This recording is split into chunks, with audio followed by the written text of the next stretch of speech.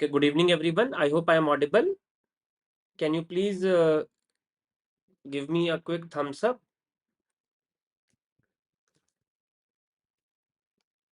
Can you give me a, a quick thumbs up to check whether the audio and video is fine?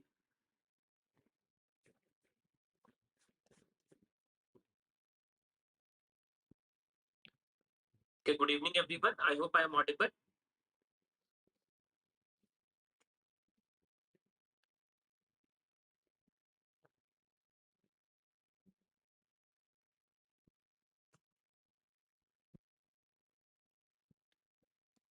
Okay, all right. So let us start this quick session on PYQ related to the INICET exam. And now we are very, very close to the exam, and I'm gonna talk about the last minute tips in the tomorrow session. Today, I'm gonna focus specifically on some of the radiology link question that the INI-CT people have asked in the last few years.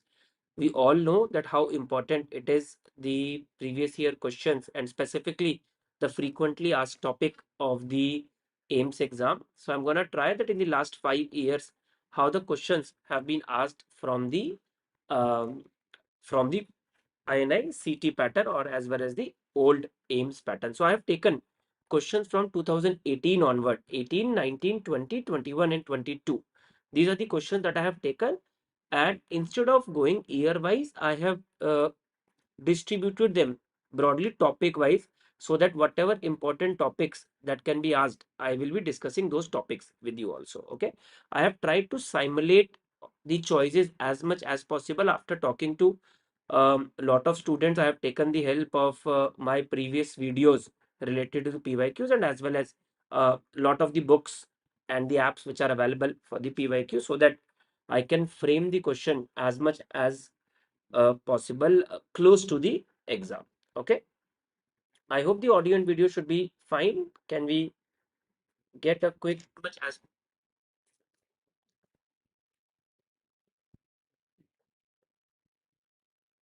okay? All right, so I have broadly divided them into few groups. The first, we're going to talk about the basic understanding of the radiology, and I'm going to take up some of the questions that the AIMS or the INI-CT have asked in the last 5 years. Yeah, good evening, Dr. Ashwini. Yeah, uh, great to see you also. Okay, so let us start with the first question. Which of the following investigation does not have ionizing radiation? Okay, so this is a question which is a very, very straightforward question below the level of INI-CT exam, but we all need to be aware of that all the investigations, if somebody asks me, I will say all the investigations, please you have to remember this, you cannot escape out of this, can be divided into two groups: the one that give ionizing radiation and the one that give no ionizing radiation. So the point to be noted is, you need not to remember the one that give ionizing radiation. You have to only remember the one that give no ionizing radiation, because there are only two into this, and that is ultrasound and MRI. Ultrasound and MRI are the two important radiological investigation that does not give ionizing radiation. So the answer is B. Now, some more questions that the examiner can ask you over here is that in the ionizing, which investigation uses X-rays and which investigation uses gamma rays. So for the simplicity, you have to remember all nuclear scan will use gamma rays, all other radiological scan will use X-rays. Okay, so that is how you're gonna remember it. X-rays obviously are ionizing, angiography is ionizing radiation, and CT will use X-rays. So definitely this is also an example of ionizing radiation, and that's an easy way to remember it. Okay, all right. Now this was a very interesting question that was asked, and AIMS is notorious in asking this kind of question when it becomes difficult for you to pick up the correct answer from the four choices. Which of the following investigation can be used in osteoporosis? It's a multiple completion type. That means you have to pick up more answers out of this. And there are a few things that I also want to tell you in this particular topic.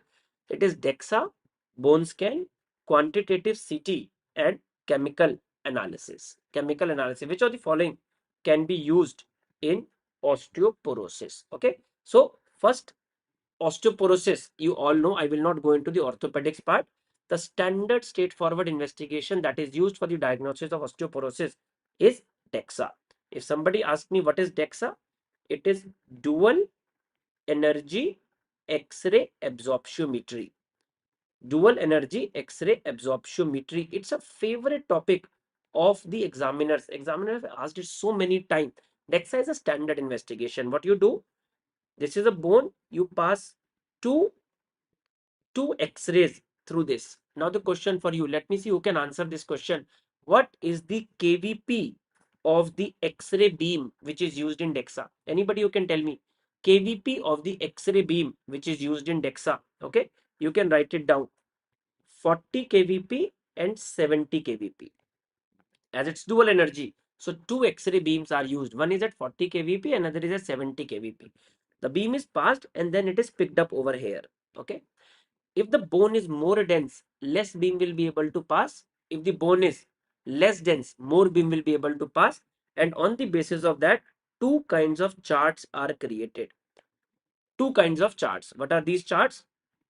T score and Z score. T score and Z score. Now you have to tell me which score is what? T score or Z score? T score is, anybody who can tell me what is a T score or what is a Z score? T score is when you compare it with the standard adult.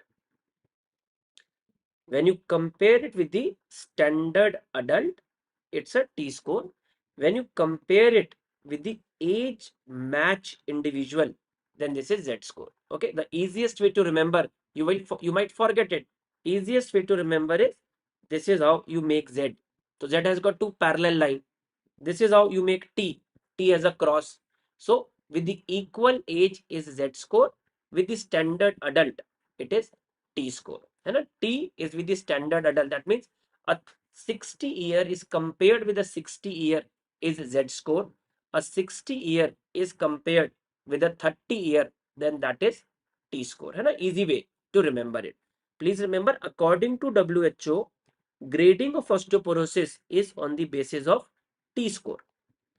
T score. DEXA is a very, very important topic, and I want everybody to remember DEXA. And a WHO grading is on the basis of T score. What is a grading? Grading is very simple.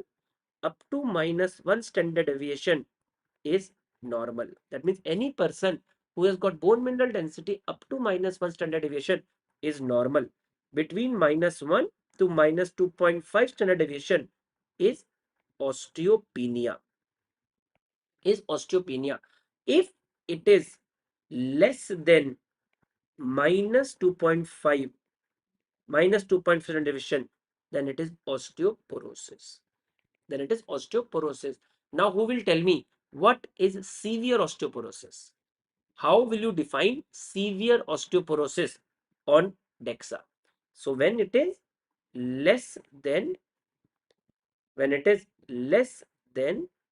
-2.5 standard deviation with one or more fracture. With one or more fracture, this is severe osteoporosis. Severe osteoporosis. Okay, this is DEXA. Okay, anybody who can tell me what are the three bones assessed in DEXA? Three bone assessed in DEXA. Three commonly used bones for measurement of bone mineral density in DEXA.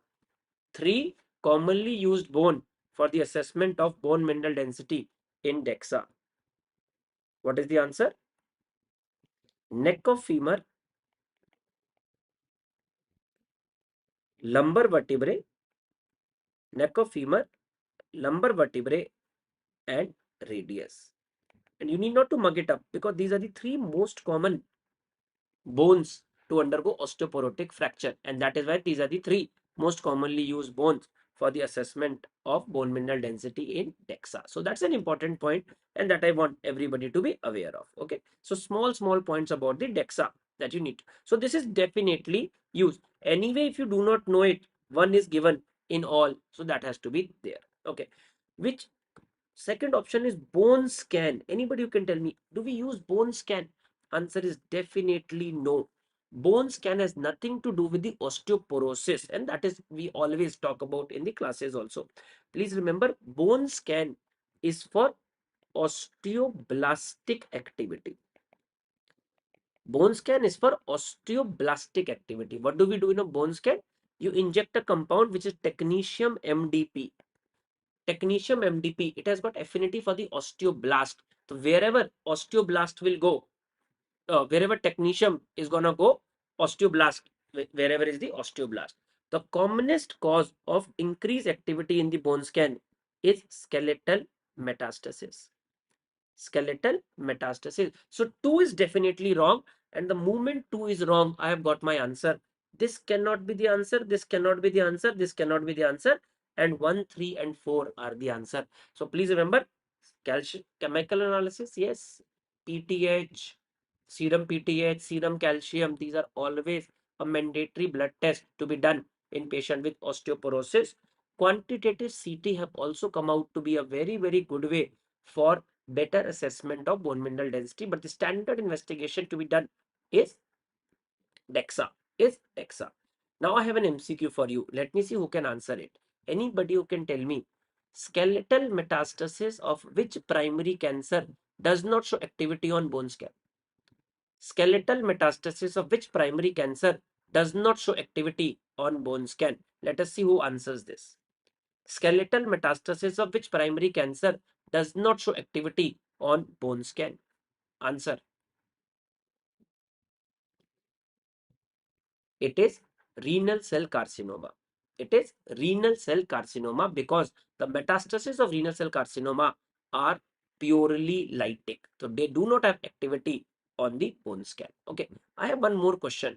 But Chiranjeev, prostate cancer is the commonest cancer that show activity on bone scan. Diksha, breast cancer, the metastasis is mixed, lytic as well as sclerotic. They have osteoblastic activity, so they commonly show activity on the bone scan. Okay, now tell me, which primary bony cancer does not have activity on bone scan? Which primary bone cancer does not have activity on bone scan? What is the answer? Let's see who answers it first. The answer is multiple myeloma. The osteoblastic activity on the multiple myeloma is very less. Is very less. So answer for this question is 3, 1, 3, and 4.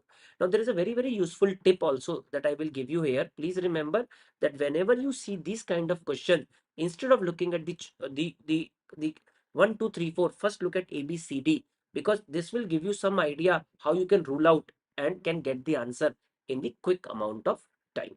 Okay, take care of this. All right, now let us see this very, very interesting question.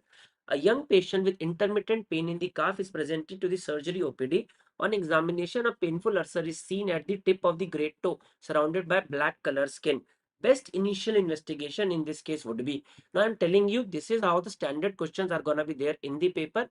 A lot of people will be having problem in solving such question. कि sir angiography कब करते हैं, ultrasound कब करते हैं, CT angiography कब करते हैं और एमआर एंजियोग्राफी कब करते हैं. So I'm gonna say, please remember this very, very simple way to remember all the angiographies. देखो कैसे याद रखना है. What is an angiography? If somebody asks me, I will say angiography is the study of blood vessels. है ना, study of blood vessel. Divide them into two groups. What are these two groups? Invasive and non-invasive. Invasive and non-invasive. Okay, what is an example of invasive angio? Catheter angio. What is an example of non-invasive angio? MR angio, CT angio, and Doppler. MR angio, CT angio, and Doppler. Now, what is a catheter angio? Catheter angio is the most accurate way to assess a blood vessel. It is diagnostic and in a lot of cases therapeutic also. It is diagnostic as well as therapeutic also. Okay, so whenever the examiner asks you most accurate, whenever the examiner asks you gold standard, always go with a catheter angio. Whenever the examiner asks you a question, when you think that the treatment is more important than the diagnosis, like in acute emergency, in acute emergency, your answer will be catheter angio. But the problem with the catheter angio is comfort to the patient. It is not comfortable. It is compliance of the patient. Patient doesn't want to get a catheter angio. All right. So that means whenever you are looking at the patient comfort, go with a non-invasive angio. Whenever you think that the diagnosis is more important than the treatment, that means you can wait, you have time. Always go with a non-invasive angio. Whenever you think it's an initial investigation that is asked, always go with a non-invasive angio. Okay. We have three: MR angio, CT angio, Doppler. Now please remember, what is a dye used in MR angio? Gadolinium. What is a dye used in CT angio? Iodinated dye. And what is the dye used in Doppler? No dye. A drug is a drug. I don't want to give any drug. And if I don't want to give a drug, I would like to use a Doppler. But the problem is Doppler can be used only for peripheral large vessels. Doppler cannot be used for small vessels, cannot be used for deep vessels, cannot be used for central vessels. And that is why if somebody asks me peripheral large vessel, which is the preferred initial investigation, it will be Doppler. Now, for the central vessel, it will be either MR angio or CT angio. I will tell you a very simple trick. If it is head and neck, mark the answer as MR angio. If it is chest and abdomen, mark the answer as CT angio. If it is head and neck, mark the answer as MR angio. If it is chest and abdomen, mark the answer as CT angio. Why? Because in the chest and abdomen, I want an angio which is quick to perform. And CT angio is quick to perform. MR angio takes more time. But please remember, MR angio is a very interesting angio. We can use gadolinium also. MR angio can be done even without dye. MR angio can be done even without dye. And this is done with a special sequence which is called as TOF MRI, time of flight imaging. And so time of flight imaging, when somebody asks you, it's an MR angiography image. So this is how you're gonna remember it. Now let's see this. A young patient, intermittent pain in the calf, that means lower limb. Painful ulcer is seen at the tip of great toe, black color, that means a peripheral vascular disease. Best initial investigation, initial peripheral large vessel, best initial investigation has to be duplex scan. If the examiner would have asked me investigation of choice, my answer would have been CT angio. If the examiner would have asked me most accurate or gold standard, then my answer would have been catheter angio, which I can call it as a DSA, digital subtracted angiography. And the peripheral large vessel has to be duplex, and that is how we will be solving it. So this is a very interesting question. It was asked 2 years back in the INICET.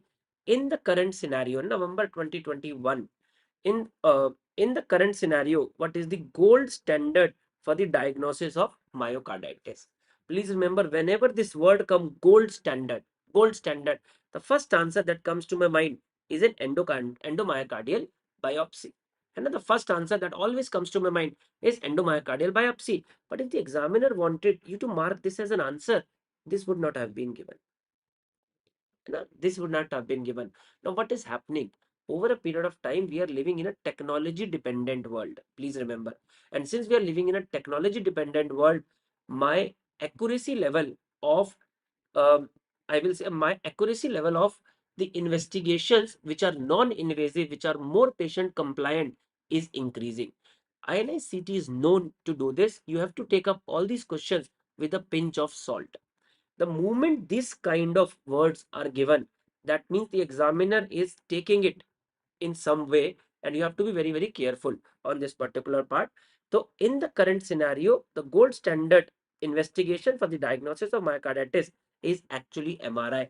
This question might be repeated. AIMS is known to do some direct repeat in the exam, and you are not allowed to do a direct repeat wrong. So please remember, with the advent of modern technology, in the current scenario, whenever these kinds of words are given, take it with a pinch of salt and consider a non-invasive investigation, which might be the gold standard in some of the cases. So the answer for this will be MRI. But please, if somebody remove this part from the question and ask me, I will still go with a biopsy because the accuracy level of the biopsy is 100%. Nobody can challenge a biopsy, but biopsy can have a lot of complication. The expertise of the biopsy is not available, and that is why the standard, current gold standard is MRI. Okay, so you have to be very, very careful in such kind of questions. Otherwise, this is a standard investigation of choice. And the reason of asking this question is during the COVID wave 2, we see a lot of cases of myocarditis. And once a lot of contrast MRI were done, we realized that the sensitivity of the MRI has been very, very good for the diagnosis of myocarditis. Okay. All right. So this was again a very, very simple question of PYQ from the INICET. Name of the investigation used. Okay, I don't think we need to spend much of a time on this, but AIMS is can ask such kind of questions. So this is nothing but the ultrasound investigation. And these black structures that you could see are the blood vessels, and this area that you could see is the thyroid gland. It is the thyroid gland. So it is the ultrasound of the thyroid gland. Okay. All right.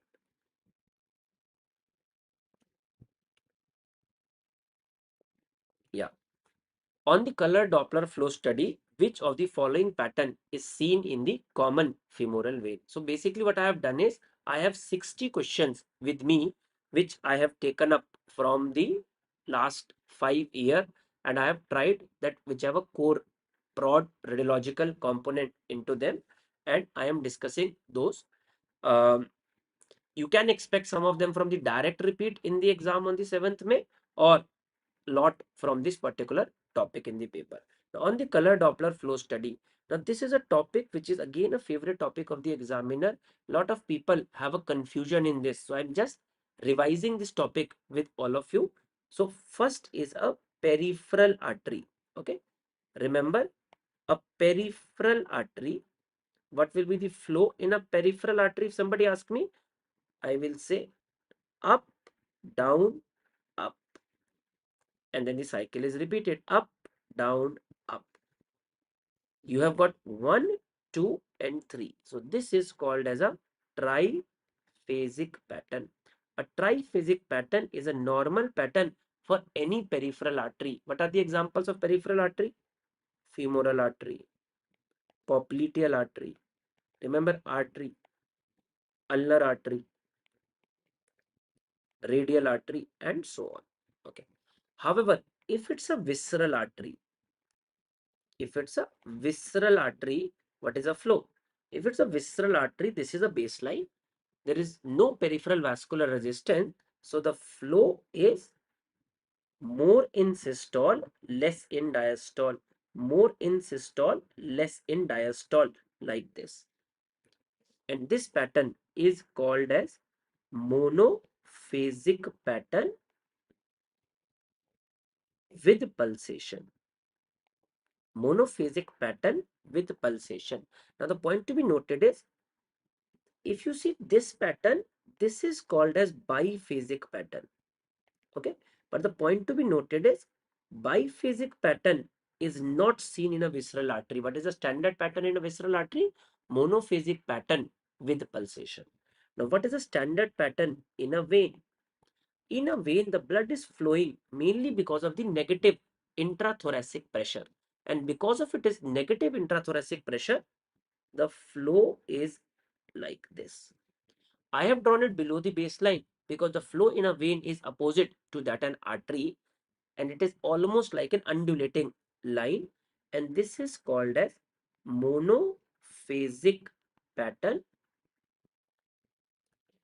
without pulsation. Monophasic pattern without pulsation. Now this undulation is because of the respiratory variation of the intrathoracic pressure, and that is why the venous pattern is also called as respirophasic pattern. What is it called as? Respirophasic pattern. Okay, so peripheral artery, visceral artery, and vein. Now let us see this question. Which of the following pattern is seen in common femoral vein? So you're talking about a venous pattern. So out of these, the best answer is monophasic monophasic flow. You know, the correct answer should be monophasic pattern without pulsation with respiratory variation. So, but out of these, obviously, the simple answer is a monophasic flow. Correct? All right. Question number 7. A female of reproductive age group has been advised a contrast enhanced CT scan. Which of the following history should be taken before performing a CT scan? देखो, radiation is again a favorite topic of the examiner, and I'm calling it as a fact. Please remember, don't forget, it's frequently asked topic. In some form or other, examiner gonna ask you, in a CT scan, you are giving radiations. Now, in a radiation, we follow a principle which is called as ALARA. ALARA. What is ALARA? ALARA is as low as reasonably achievable radiation dose. As low as reasonably achievable radiation dose. That means try to keep your radiation dose as low as reasonably achievable. Okay. But the point is, radiations can cause harm to everybody, but it can cause more harm to pediatric age group. It can cause more harm in pregnancy. It can cause more harm in the pediatric age group. It can cause more harm in the pregnancy. So in a pediatric age group, there is a new concept that has been given by the Radiological Society of North America, and it says image gently. Image gently. That means pediatric patients are not miniature adult. They behave differently. So you have to be very, very careful before giving radiation to the pediatric age group. You may have to remember that image gently is a principle applied for pediatric age group. Sometime, even if the investigation is not very, very great, but it does not give radiation, try to use that investigation in the pediatric age group over the investigation that give ionizing radiation. The commonest example is acute appendicitis. In the adult, if you want to do a radiological investigation, the preferred investigation is CT. But in the pediatric age group, the preferred investigation is ultrasound. Okay. Now, what about pregnancy? The guideline says you have to take all precautions not to give radiation in pregnancy. Take all precautions not to give radiation in the pregnancy, and in a female of reproductive age group. In a female of reproductive age group, don't perform the test without asking last menstrual period. In a female of reproductive age group, do not perform any investigation that give ionizing radiation without asking LMP, without asking last menstrual period, because it can help you in preventing giving radiation to an undiagnosed pregnancy. However, at this stage, I also want to tell you, please remember, accidental exposure of ionizing radiation of diagnostic range is not an indication of termination of pregnancy. Accidental exposure of ionizing radiation of diagnostic range is not an indication of termination of pregnancy, and that is another point that I want everybody to remember. Okay, this could be there. I also want, because it is an important topic, occupational worker needs to wear lead apron whenever they are going into the radiation area. They also need to wear a badge which is called as TLD. It's a radiation monitoring device. TLD, radiation monitoring device. It is checked every 3 monthly. Okay.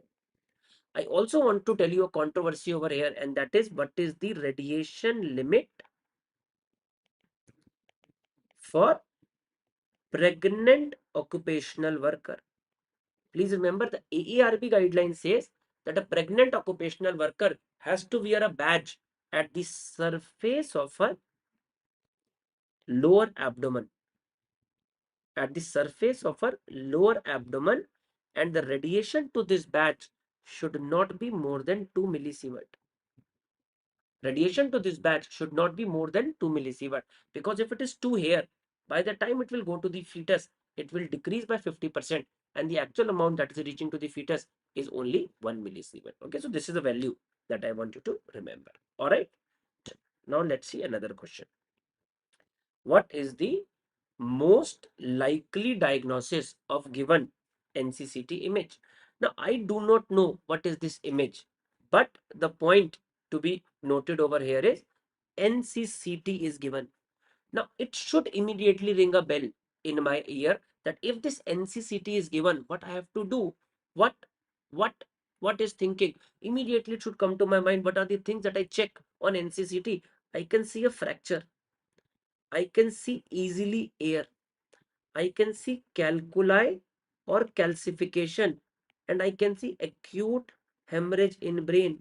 These are the broad four things that I can assess on NCCT. I don't see too many things on NCCT and on NCCT.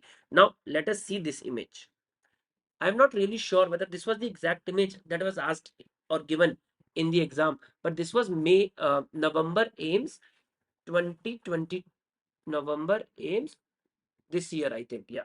So this year, this question was there. So now let's think about that. What do we see? It's an NCCT, and what I am seeing is something here so white, this much white on the CT has to be calcification. Has to be calcification. And out of these four lesions, the first answer that should come to my mind is a hydatid cyst. The first answer that should come to my mind is hydatid cyst, without a doubt. Okay. FNH, HCC, they will be seen on triphasic CT. Even a uniphasic CT is not sufficient to characterize the nature of an FNH or HCC. A triphasic CT, if the examiner would have given me a triphasic CT, even with the closed eyes, I would have marked the answer as HCC or hemangioma. But if it's an NCCT is given, I have to mark the answer as hydatid cyst, because that is the only thing that can be characterized on a non-contrast CT out of this. Without a doubt, that's the only thing that we can identify on this case. Okay. All right. In RTA, whole body CT scan will include, oh sorry, I think this was a problem. The question should say will not include which body part. In an RTA, whole body CT will not include which body part. So please remember what CT tells me. CT majorly tells me visceral injury. Okay. It tells me visceral injury, and obviously head trauma is something that it is gonna tell me. So what are the major areas where we have a viscera? Chest and abdomen. Okay, chest and abdomen. Another important point that I want you to learn is fractures. Fractures are seen in which investigation? There are some topics which are peculiar to the AIMS people. Whenever you go to the conference, you see that a lot of time they are talking about these simple points. Now, the things that only if you know you can answer. Let me just discuss those small points with you over here. First, see fracture. If somebody asks me what is a fracture, I will say break in the continuity of the cortex is called as fracture. And a break in the continuity of a cortex is fracture. How a cortex can be seen? It can be seen on a radiograph, or it can be seen on a CT scan. It can be seen on a radiograph, it can be seen on a CT scan. So which investigation I should do for a fracture? So simple. Any bone having simple anatomy, that means long bones, I will do a radiograph. Any bone having a complex anatomy, I will do a CT. Like all bones of the axial skeleton. If somebody asks me, humerus fracture will be seen on a radiograph. Vertebral fracture will be seen on CT. Facial fracture will be seen on CT. Tibial fracture will be seen on X-ray. Okay. Now, who will tell me investigation of choice for a calcaneal fracture? Investigation of choice for a calcaneal fracture. Answer. Answer is CT scan, because calcaneum does not have a simple anatomy. Okay. If you have a stress fracture, preferred investigation is MRI, because in a stress fracture, cortex is not involved. It is the spongy part of the bone that is involved. Spongy part is cancellous bone. Cancellous bone, which is characterized by marrow edema. Marrow edema. So if you have a stress fracture of tibia, investigation of choice is MRI. It is MRI. Okay. Now the point to be noted is, anybody who can tell me investigation of choice in a patient with scaphoid fracture. Investigation of choice in a patient with scaphoid fracture. What is the answer? Answer is MRI. Why? because a scaphoid fracture is known to undergo avascular necrosis. And if you want to see avascular necrosis, the preferred investigation will be again MRI. Okay, all right. So see, in RTA, whole body CT scan will include which body part? Cervical spine. Yes, I want to see the cervical spine injury. A cervical spine injury, fractures like hangman's fracture, they are only seen very well on a CT scan. Abdomen, yes, if patient is stable, you have a time to do the CT. I would always want to see the visceral injury using a CT scan. Brain, yes, I want to see the hemorrhage in the brain. Upper limb, why do I need to involve the upper limb? Upper limb fractures can be easily seen on a radiograph. So that should be the correct answer. That should be the correct answer. Okay, so that's a simple point. Now there are a few more questions that the examiner can ask you. The standard protocol is in the INICET. Examiner will ask you one question on some basic concept of radiology. Okay, the first question on this, please, anybody who can tell me, investigation of choice for a glass foreign body. Investigation of choice for a glass foreign body. What is the answer? Answer is again X-ray, radiograph. है ना? We think अरे glass तो transparent होता है, तो how the glass will be seen on X-ray? Please remember, glass is radio opaque on X-ray. So glass foreign bodies are very well seen on the X-ray. Okay, second, most useful investigation. Most useful investigation to diagnose a bone tumor. I can tell you, this is how I have seen a lot of time people have asked this question in the radiology conferences. Single most important radiological investigation to diagnose a bone tumor. To diagnose a bone tumor, answer is again a plain radiograph. Again plain radiograph. Okay, if I ask you, anybody who can tell me, investigation of choice to assess the integrity of wire of pacemaker. Investigation of choice to assess the integrity of the wire of the pacemaker. Then what is the answer? Now the answer is again a radiograph. X-rays have been found to be the most useful imaging investigation to assess the integrity of the wire of the pacemaker. Okay, all right. So that's broadly about this particular question. All right. Question number 10. You are an intern and has been given the below image to be interpreted by a professor on route. Identify the scan. My experience of the INICET paper is one question like this is gonna be there when they will ask you that imagine you are an intern. Imagine you are an intern and you are assisting a surgeon. Fooley's got stuck. What you are supposed to do? Imagine you are an intern. You are being asked by the medicine person to give the insulin. Where will you give insulin? Where will you not give insulin? You are an intern and has been given the below image to interpret by a professor on route. Identify the scan. So my first question is it a CT or is it an MRI? Easiest way is to look at the cortical bone. Cortical bone. If the cortical bone is white, it is CT. If the cortical bone is black, it is MRI. Okay.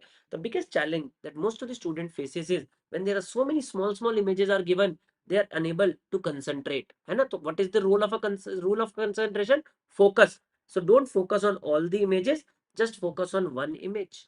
So let us focus on this image, and we can see this is the pelvis. This is the iliac bone, and the iliac bone is appearing so white. So this should be CT. But now my question is it a CT scan or a contrast CT? Okay, so normally you have to compare muscle with the vessel, but that's not the question here, because the contrast study does not mean CECT. Contrast study is a terminology which is used for conventional dye studies like IVP, MCU, RGU, HSG.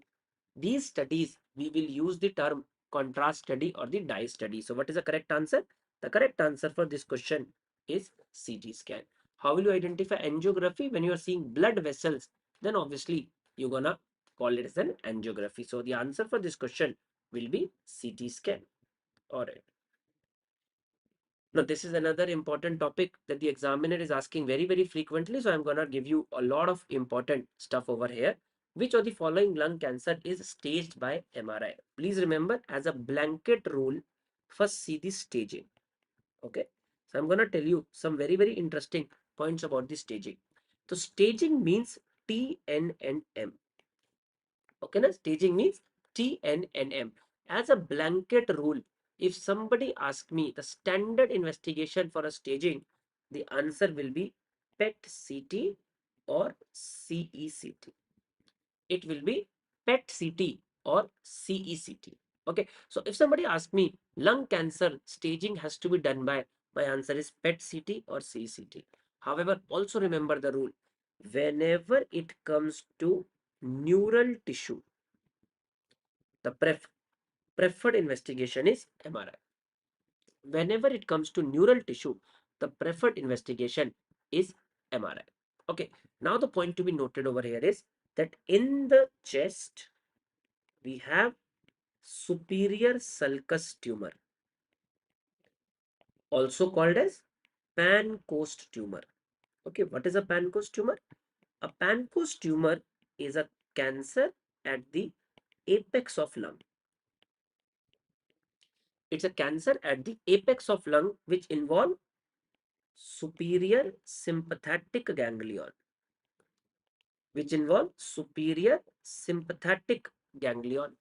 and because it involves the superior sympathetic ganglion, the patient develop Horner syndrome.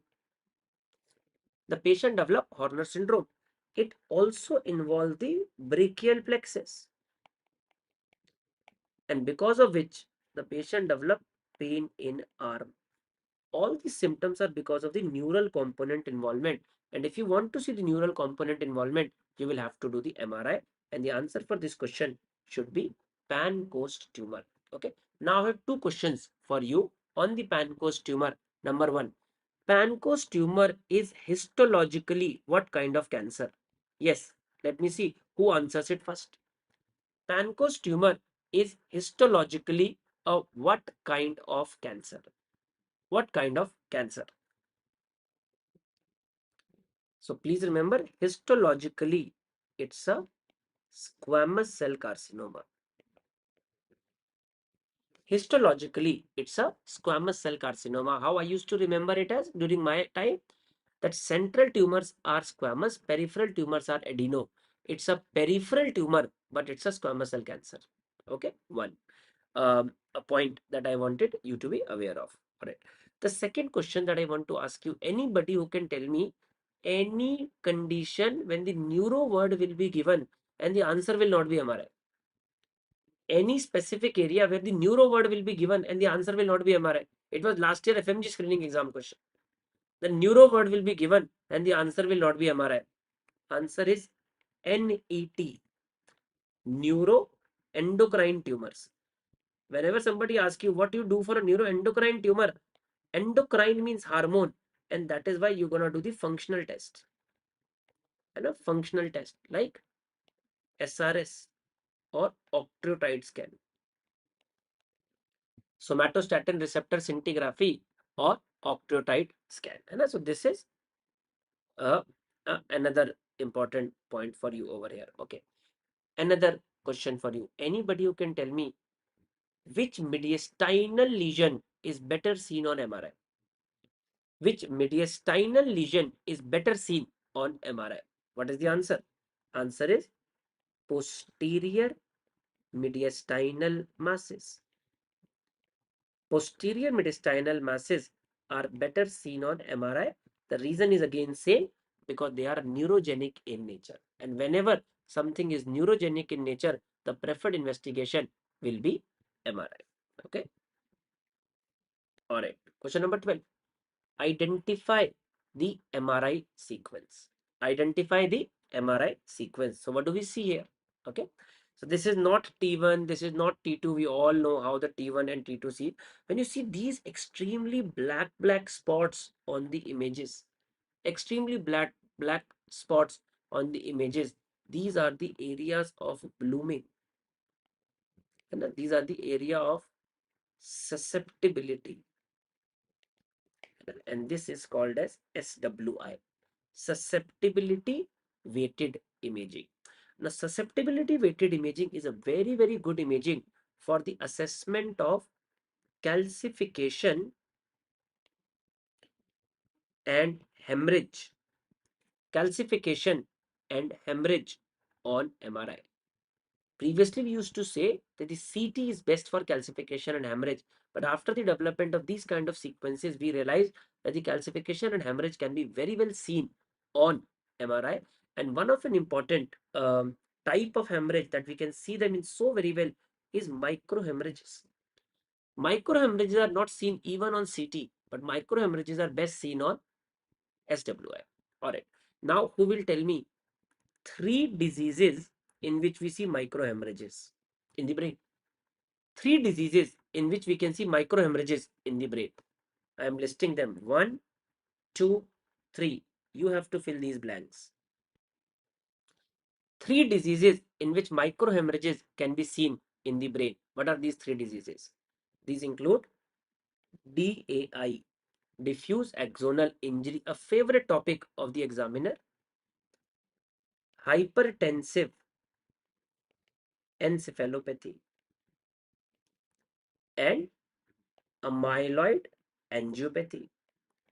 Diffuse axonal injury, hypertensive encephalopathy, and amyloid angiopathy. These are the three diseases in which we can see microhemorrhages. Okay. Now, if they are microhemorrhages, they are usually seen at gray white matter junction. Okay, gray white matter junction. And whenever there are microhemorrhages, patient will have poor GCS, or altered sensorium or unconsciousness. So when a patient is unconscious, altered sensorium, poor GCS, and you see microhemorrhages at gray white matter junction, these three diseases should come to your mind. Now the big question, how will you identify if all the three are given in the choice? How will you identify whether the answer is 1, 2 or 3? Look at the history. What is must in the history for diffuse axonal injury? Trauma. It is must.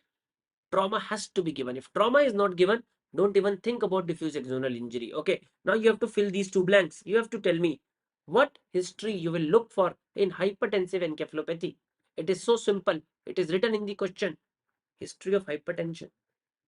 History of hypertension. Now tell me what will be the history that you're going to look for in amyloid angiopathy. What history that you're going to look for in the amyloid angiopathy? The answer is very simple. No trauma and no hypertension. No trauma and no hypertension. Always look at this particular part. So it's not always you're looking at the positive history. You have to look at the negative history also. Sometimes negative history is also taking you towards the correct answer. And that is what people do not pay attention to, which you have to pay attention to. You will be definitely taking edge over others. All right. All right.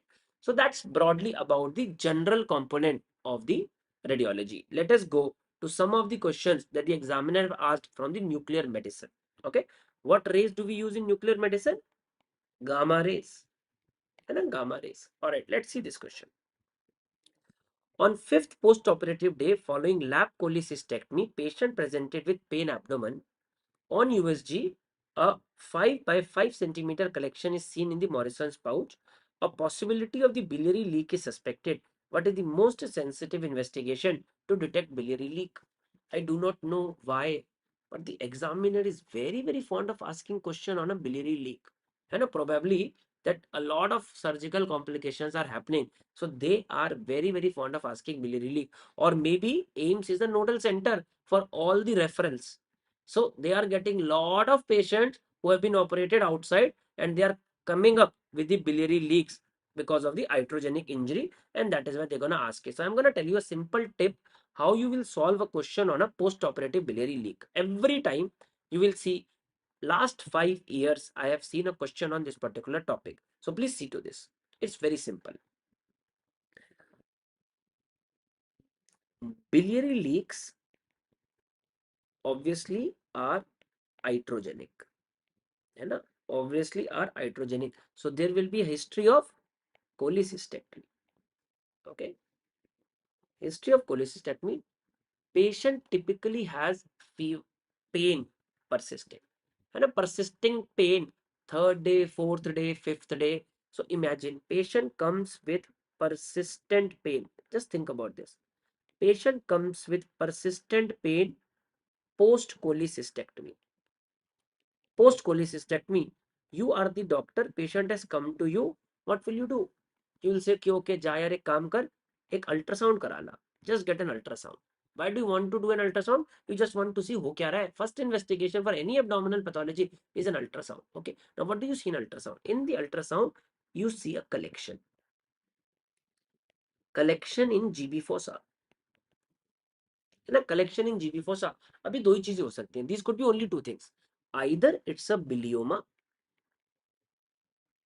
or it's an abscess.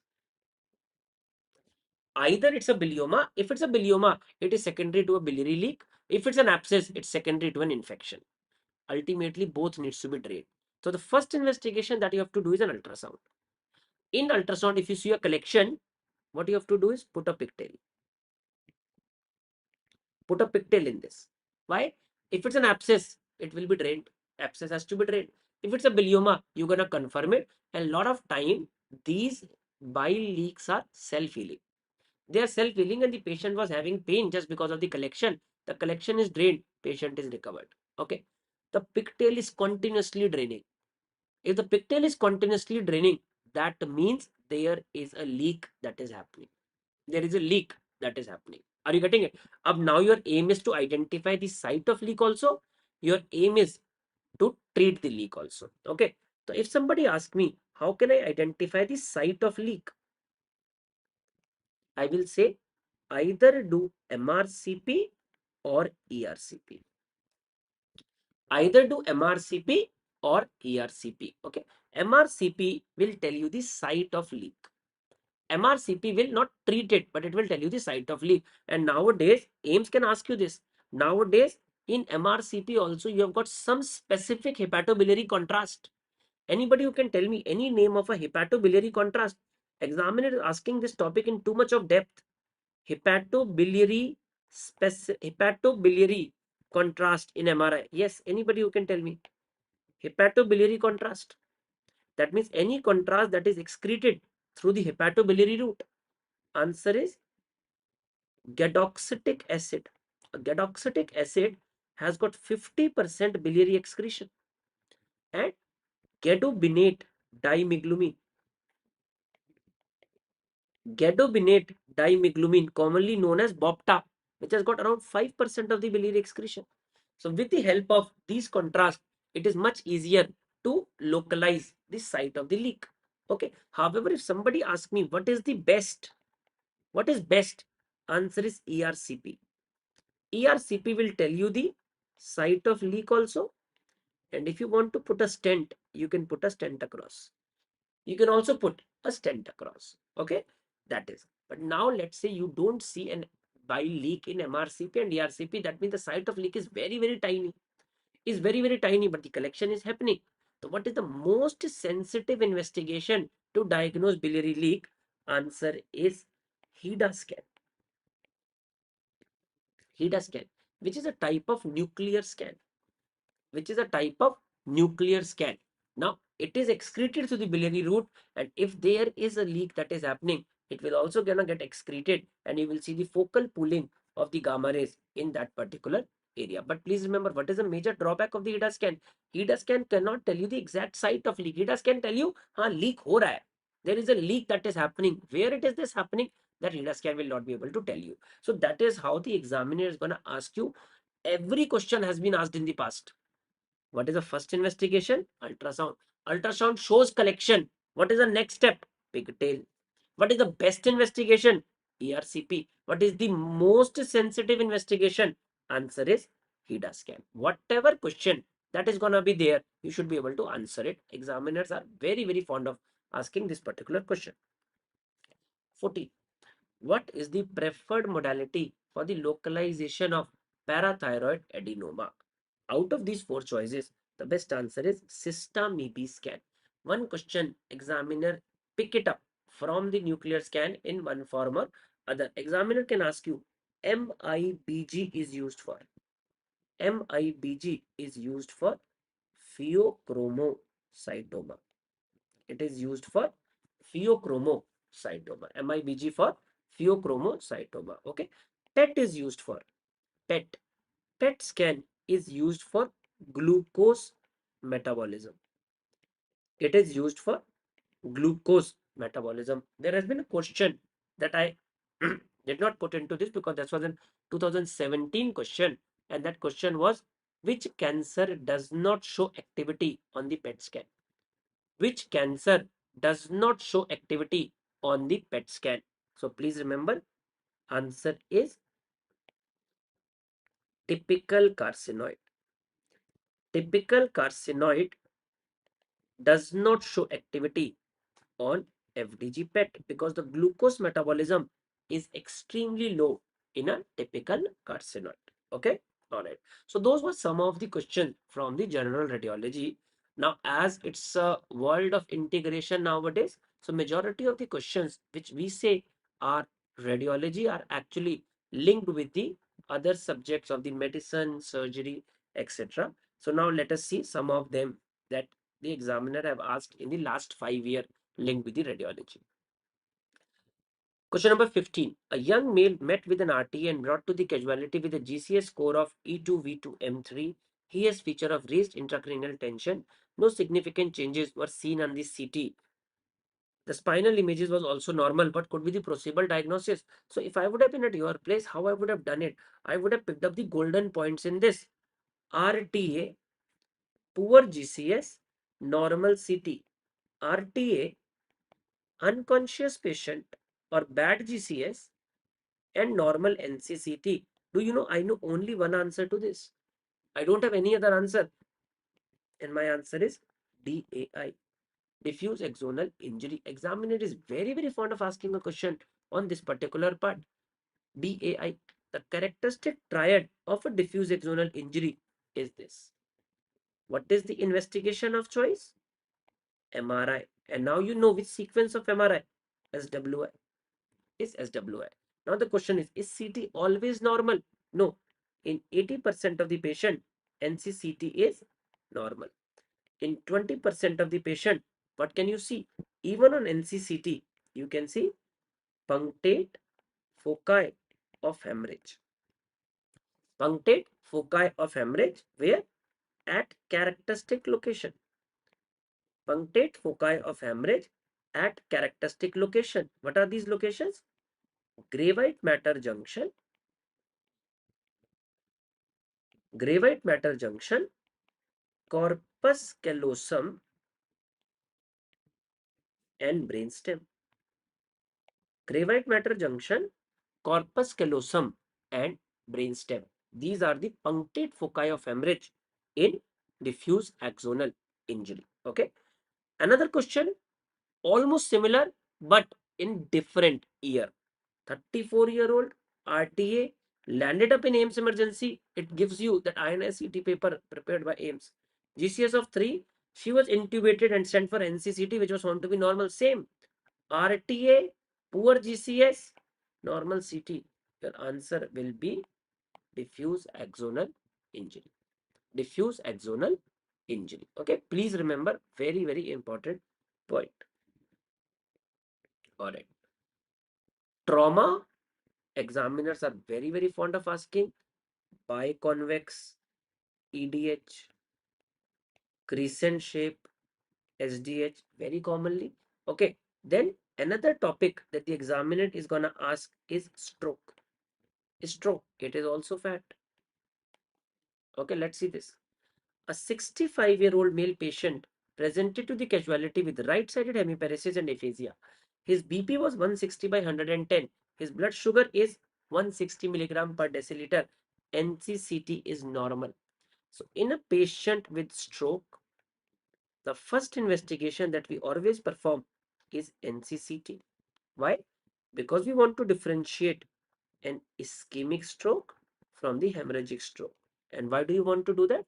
You want to do it because thrombolysis is the treatment of choice for the ischemic stroke, contraindicated in the hemorrhagic stroke. It is treatment of choice in the ischemic stroke and contraindicated in the hemorrhagic stroke. It can be done up to 4.5 hours. 4.5 hours. Now, point to be noted. The question, actually, in the question, it was mentioned that this is 2 hour duration. Because you can't do that till the time they have not given you the duration. So 2 hour was given. So within 4.5 hours, if the patient has come and I have performed the NCCT, if there is no other contraindication of thrombolysis, do the thrombolysis. So let me just check whether the thrombolysis is given in the option or not. No, it is not given in the option. If something is not given in the option, that cannot be the answer. People have given different version to this question. Some people have said, no, sir, fourth choice was thrombolysis. If the fourth choice is thrombolysis, mark the answer as thrombolysis. Obviously, you have to see the systolic blood pressure. Systolic blood pressure should be less than 185. If the systolic blood pressure is more than 185, that's a contraindication of giving the thrombolysis. Okay, now thrombolysis is not there. Now what you have to do? Now, instead of thrombolysis, you can also do mechanical thrombectomy, which has also been found to be a definitive treatment in patient with stroke. But the point to be noted, if it's a mechanical thrombectomy, you have to go to that vessel, you have to take out the thrombus and you have to put a stent across. You can do it only if it's a large vessel that is occluded. If it's a small vessel that is occluded, then you cannot do it. It can only be done if it's a large vessel that is occluded. And that's an extremely important point that we all need to understand. And that is why, in order to do a mechanical thrombectomy, a CT angiography has to be done to rule out large vessel occlusion, and that's a correct answer. Okay, if you're thinking that MRI to look for the ischemic zone, no. In the current protocol for the stroke management, MRI does not have much of a role in a patient with acute stroke. Nowadays, the standard investigation that is done is called as CT stroke protocol. And you have to be aware about CT stroke protocol. What is a CT stroke protocol? You do 3 CTs: NCCT, CT angio, and CT perfusion. NCCT, CT angio, and CT perfusion. And what do you want to study? You want to see 4 P's of stroke imaging. What are these 4 P's? P for parenchyma, P for pipe, P for perfusion, and P for penumbra. Parenchyma, pipe, perfusion, and penumbra. These are the 4 P's of stroke imaging. Parenchyma will be assessed on NCCT, pipe on CT angio, and perfusion and penumbra on CT perfusion. Okay, on CT perfusion. Okay, so the answer is B. Let's see the next question. A 16-year-old presented with seizure. An MRI of the brain was done, revealed multiple such lesions in the brain. On MR spectroscopy, these lesions revealed elevated choline, alanine, and lactate, the most likely diagnosis. Okay, so let us see this image. Okay, all right. So you are seeing multiple small lesions. Remember the rule: when you see multiple small lesions like this, I call them as ring enhancing lesion. I call them as ring enhancing lesions. And if somebody asks me, what is the significance? What is the significance of a ring enhancing lesion? The ring enhancing lesion could be TB or could be NCC. Could be TB or could be NCC. I do not know why, but the examiner is very fond of asking question on NCC. Very fond of asking. So please remember how to differentiate. If in a ring enhancing lesion, you see an eccentric nodule, this eccentric nodule is scolex. This is scolex. Please remember, scolex is a diagnostic feature. It's a diagnostic feature of NCC, and it has been found as an absolute criteria for NCC. Absolute criteria. In fact, there are only 2-3 absolute criteria. I'm not sure whether you know from a medicine knowledge or not. The Presence of a parasite in the brain biopsy is one of the an absolute criteria. Presence of a scolex is another criteria. Presence of a subretinal cysticercus is another absolute criteria. So is diagnostic for NCC. The problem happens once this is not seen. If this is not seen, then this could be TB or NCC. Now these are the cases which qualify to undergo spectroscopy. Okay, spectroscopy. Now, spectroscopy, TB is rich in caseous necrosis. And this caseous necrosis contain mycolic acid. Mycolic acid is a lipid. So on spectroscopy, if you see a lipid peak, in some of the books, this lipid peak is given as lipid lactate peak also. But please remember, it is not lactate. So if it's a lipid peak or a lipid lactate peak, it is diagnostic for tuberculoma. It is diagnostic for tuberculoma.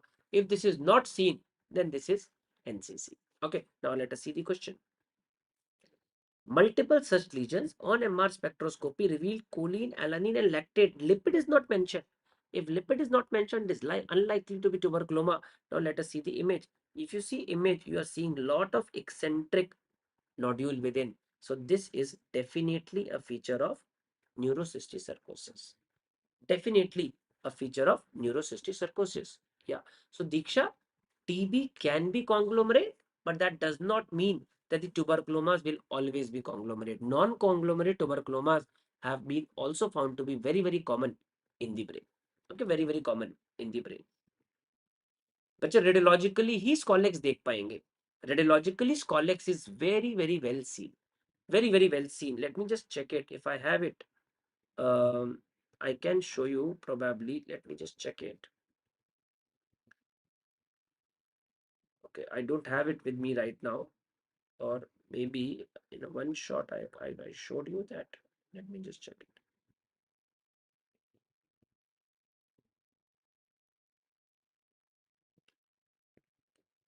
Mm, mm, mm, mm.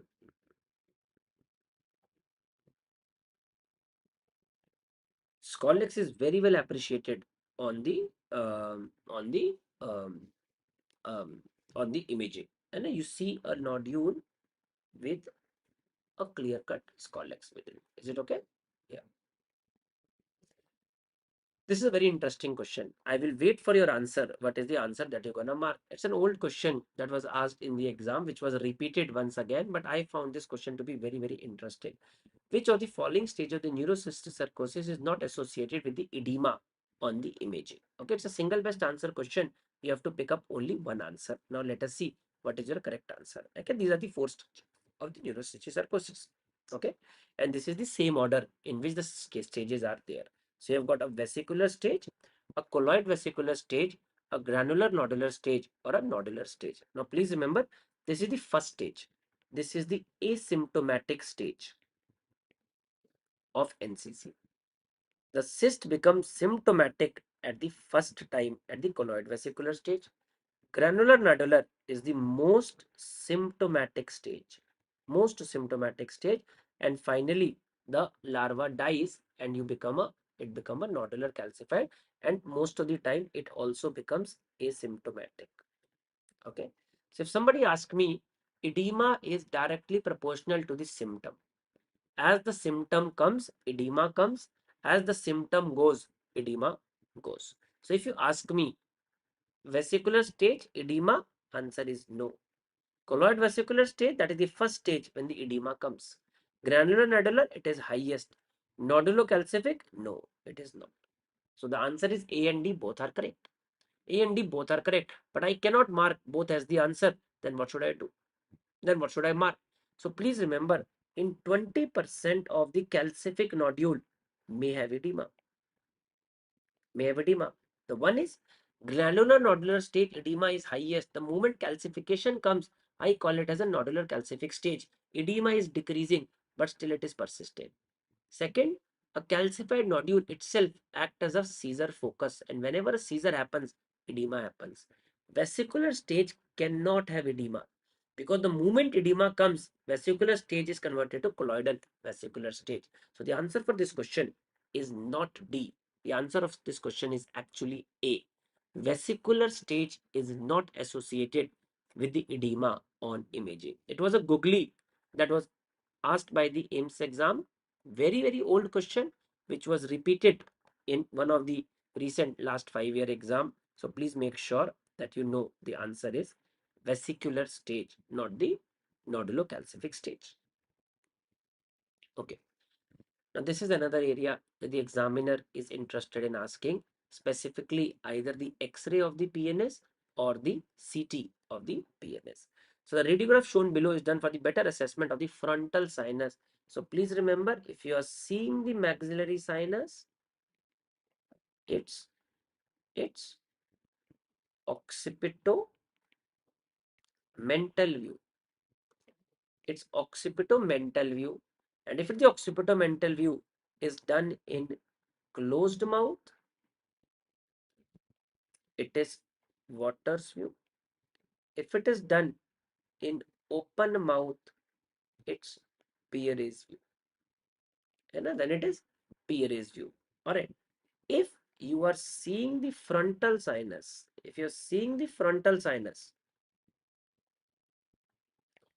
this is occipito frontal view. Occipito-frontal view. Occipito-frontal view is called as Cadwell's view. Cadwell's view. So what is the correct answer? The correct answer is Cadwell's view. Now this is Cadwell's view, but in the future exam, you can have a Waters view, you can have a Pieris view, and then you should be able to answer it. All right. Empty thecal sac sign on MRI is seen. Empty thecal sac sign. So please see to this. This is the spinal cord. These are the cauda equina nerve roots, and they are surrounded by the thecal sac, and this thecal sac is full of CSF. The spinal cord in the adults ends at the lower border of L1, whereas the thecal sac goes up to S2, and all this is fluid. Now the point to be noted is, if I take a cross section at this level, I will see an oval shaped spinal canal, and in the spinal canal in the center, I will see the spinal cord, which will be surrounded by CSF from all the side. Okay. However, if I take a section below L1, I am going to see an oval shaped spinal canal, which will be filled with the CSF, but the spinal cord will not be seen here. But I am going to see some dot like this. These are the cauda equina nerve roots which are seen in the cross section. Okay. Now what happens is, sometime these meningeal layers get inflamed, and once they get inflamed, these nerve root gets adhered to them. Once these layers get inflamed, this disease is called as arachnoiditis. So all these nerve roots stick to the arachnoid membrane, and what I see is, in the center I see just the CSF. I don't see any nerve root within. And this is called as empty thecal sac sign. Empty thecal sac sign is a feature of arachnoiditis. Okay, arachnoiditis. What is tethered cord syndrome? Tethered cord syndrome is when the spinal cord doesn't move up and goes up to the lower border of L1, and it is going below the L1.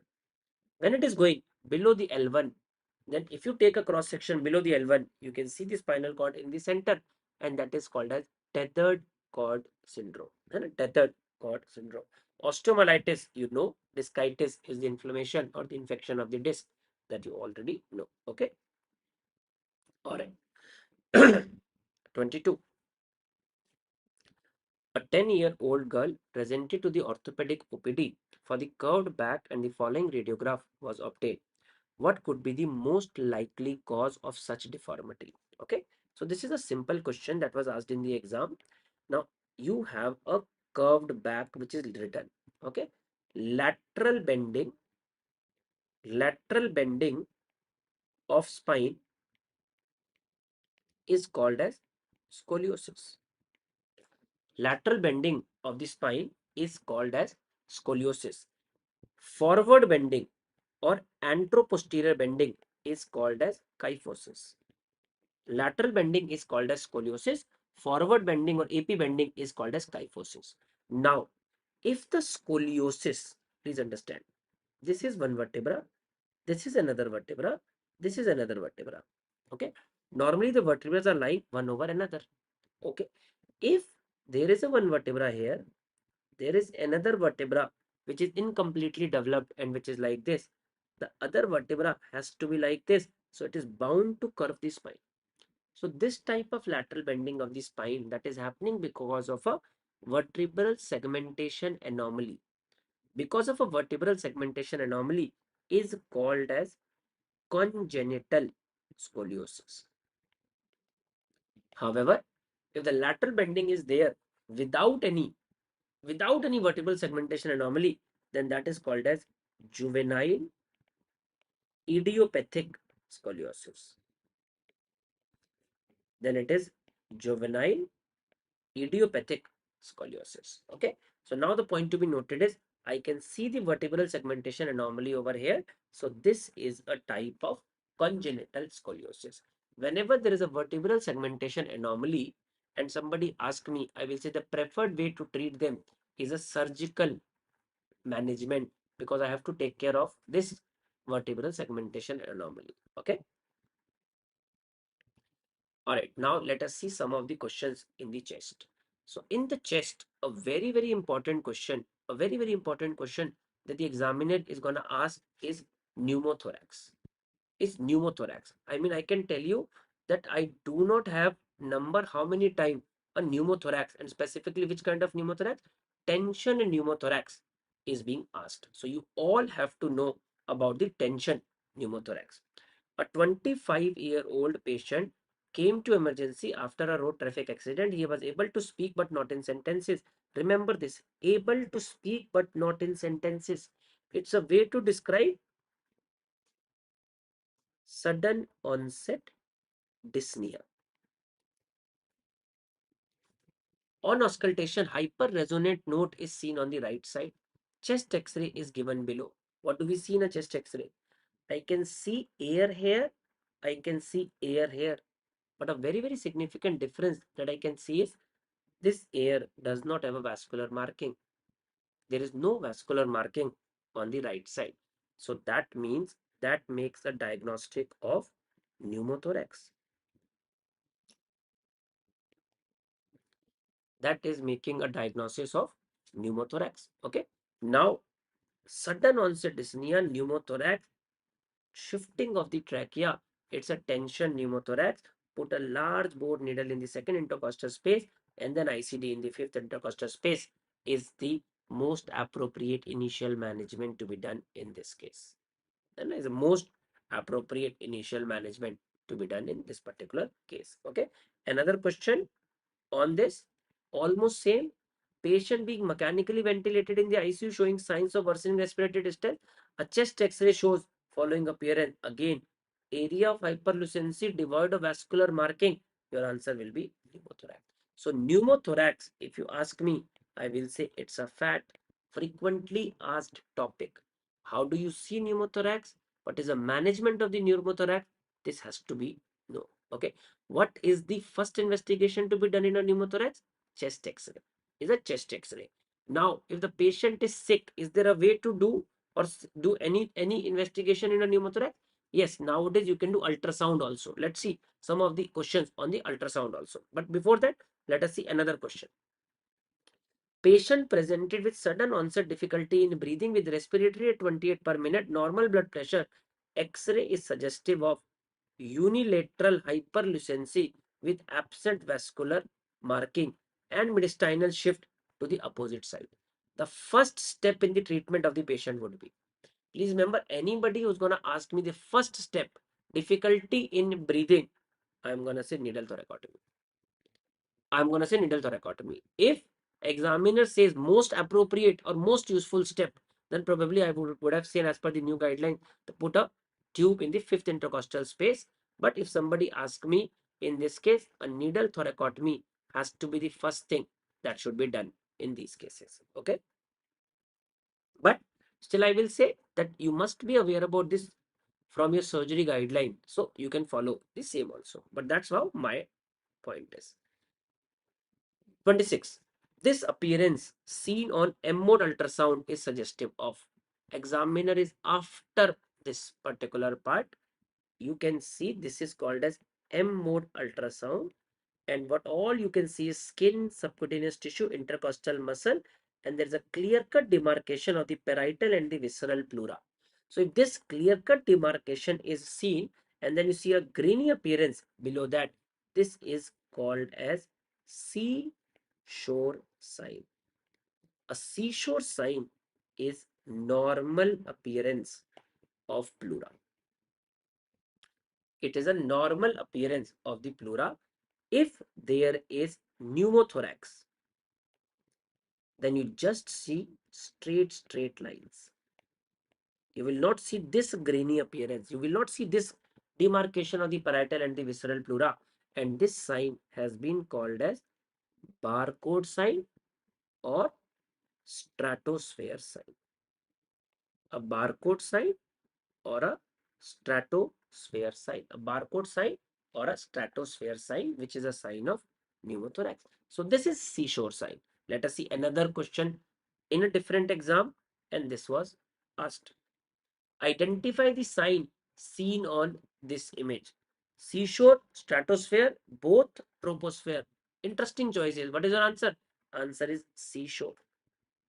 Had it been stratosphere and barcode and then both, then barcode and stratosphere are same. But the answer for this question is seashore sign. Okay, seashore sign. Let us see another question. A patient of RTA with injury over chest and limb has low SpO2. M-mode ultrasound of the right upper part of the chest shows stratosphere sign. Now this time it is barcode or a stratosphere sign. What is your diagnosis? Pneumothorax. Okay. So please see 1, 2, 3, 4, 5, 6.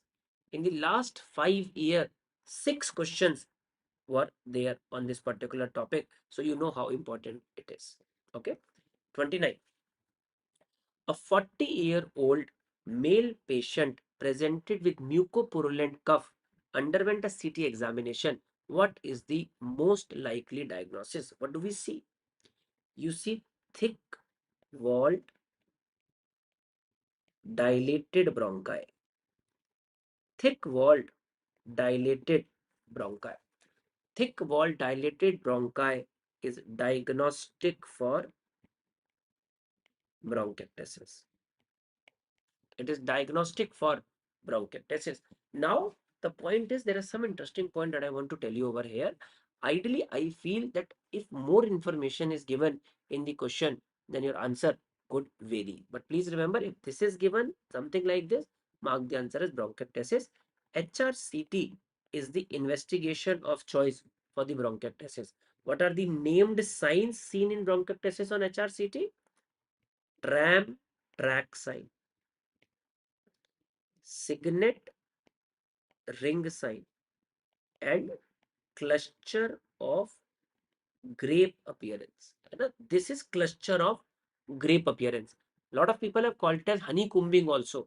But please remember, in radiology literature, honeycombing terminology is used for UIP pattern of ILD.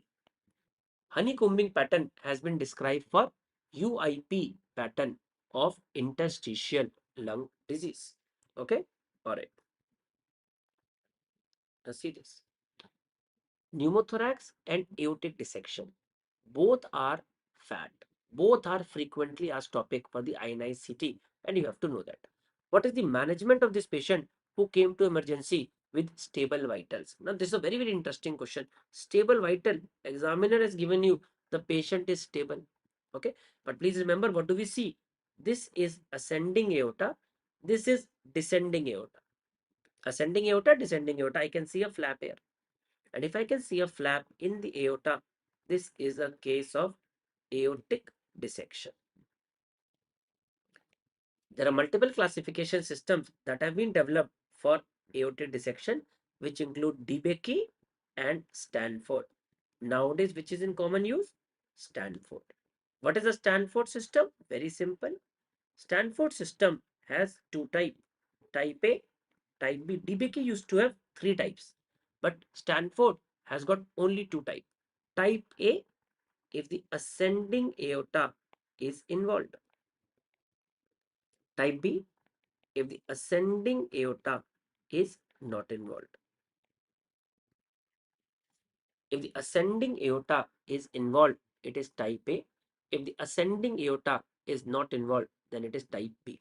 Involvement of the ascending aorta is a surgical emergency, even if the vitals are stable. Why? Because if the ascending aorta is involved, it may involve coronaries. And if it involves coronary, patient can develop MI. If the patient develop MI, patient can develop ventricular fibrillation and patient can die. So involvement of the ascending aorta is a surgical emergency. Patient has to be operated.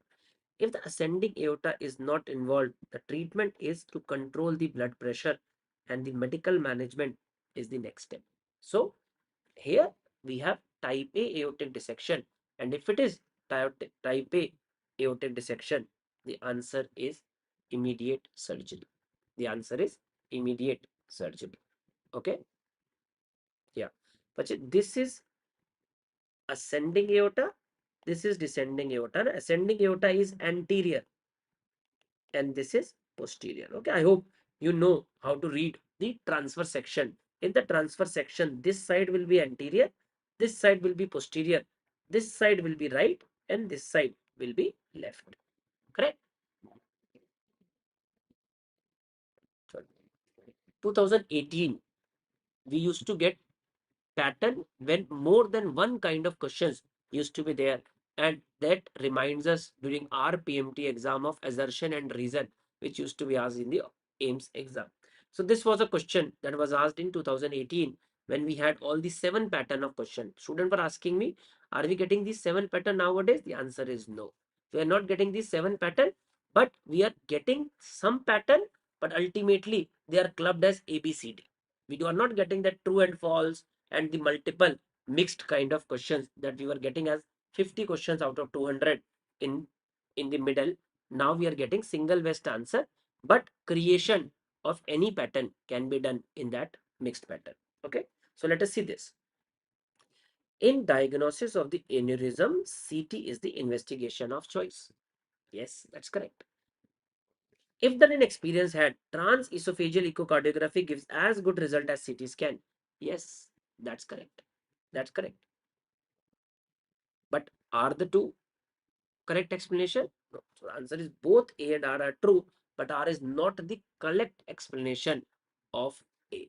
R is not the, both are independently true statements. And both are independently true statement. And there is a very, very interesting thing in during those time we used to tell the student that how to solve the questions assertion and reasons. That assertion and reason is first independently assess the two statement. Are they true? Are they correct or not? If they are correct, just see whether you can fit a because between the two statements and they are making a sense. Like, let me read this statement. In the diagnosis of aneurysm, CT is the investigation of choice because if done in experienced hand, transesophageal echocardiography gives as good result as CT scan. It doesn't make a sense. So that means reason cannot be an explanation of the assertion. Hai. If you cannot fit a because between them, it is not the correct explanation. Now that is the easiest way to identify whether it is A and B. So this should be B. Both A and R are true, but R is not the correct explanation of the A. All right. A controversial question that was asked, which is the most common mediastinal tumor. Most common mediastinal tumor. So please remember, most common anterior mediastinal mass, if somebody asks me. Answer is thymoma.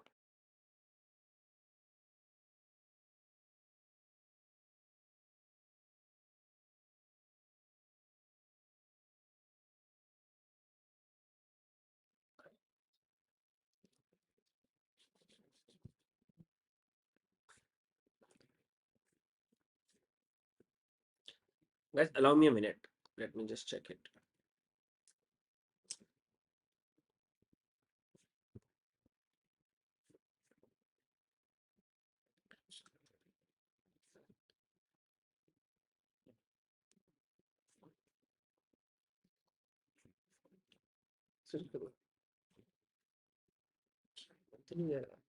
I think it should be okay.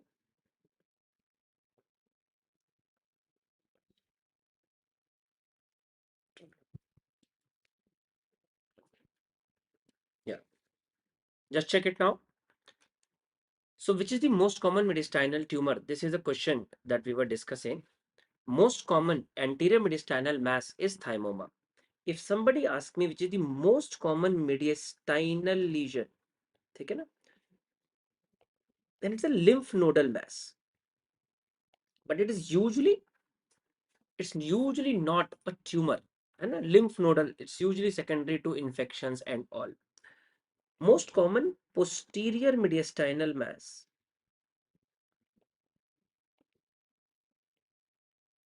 is neurogenic tumor. Okay, neurogenic.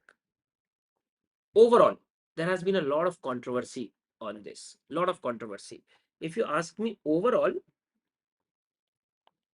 in child, it is neurogenic tumor without a doubt. Because thymomas are really uncommon in children. In adults, it is thymoma. Okay. Now, overall, there has been a lot of controversy. Different books have given different answers. Bailey has categorically written that the most common mediastinal tumor is thymoma, accounting for 25% of the cases, and that should be the answer for this particular question. Okay, there has been a lot of old AIMS question where the questions were like, which of the following statement is true, which of the following statement has been false, and in which the inference that has been drawn up is that if AIMS people ask this particular question, answer should be thymoma. Answer should be thymoma. Okay. All right. COVID time, COVID questions have to be there. Which of the, this is again a COVID time. Now, COVID cases are increasing.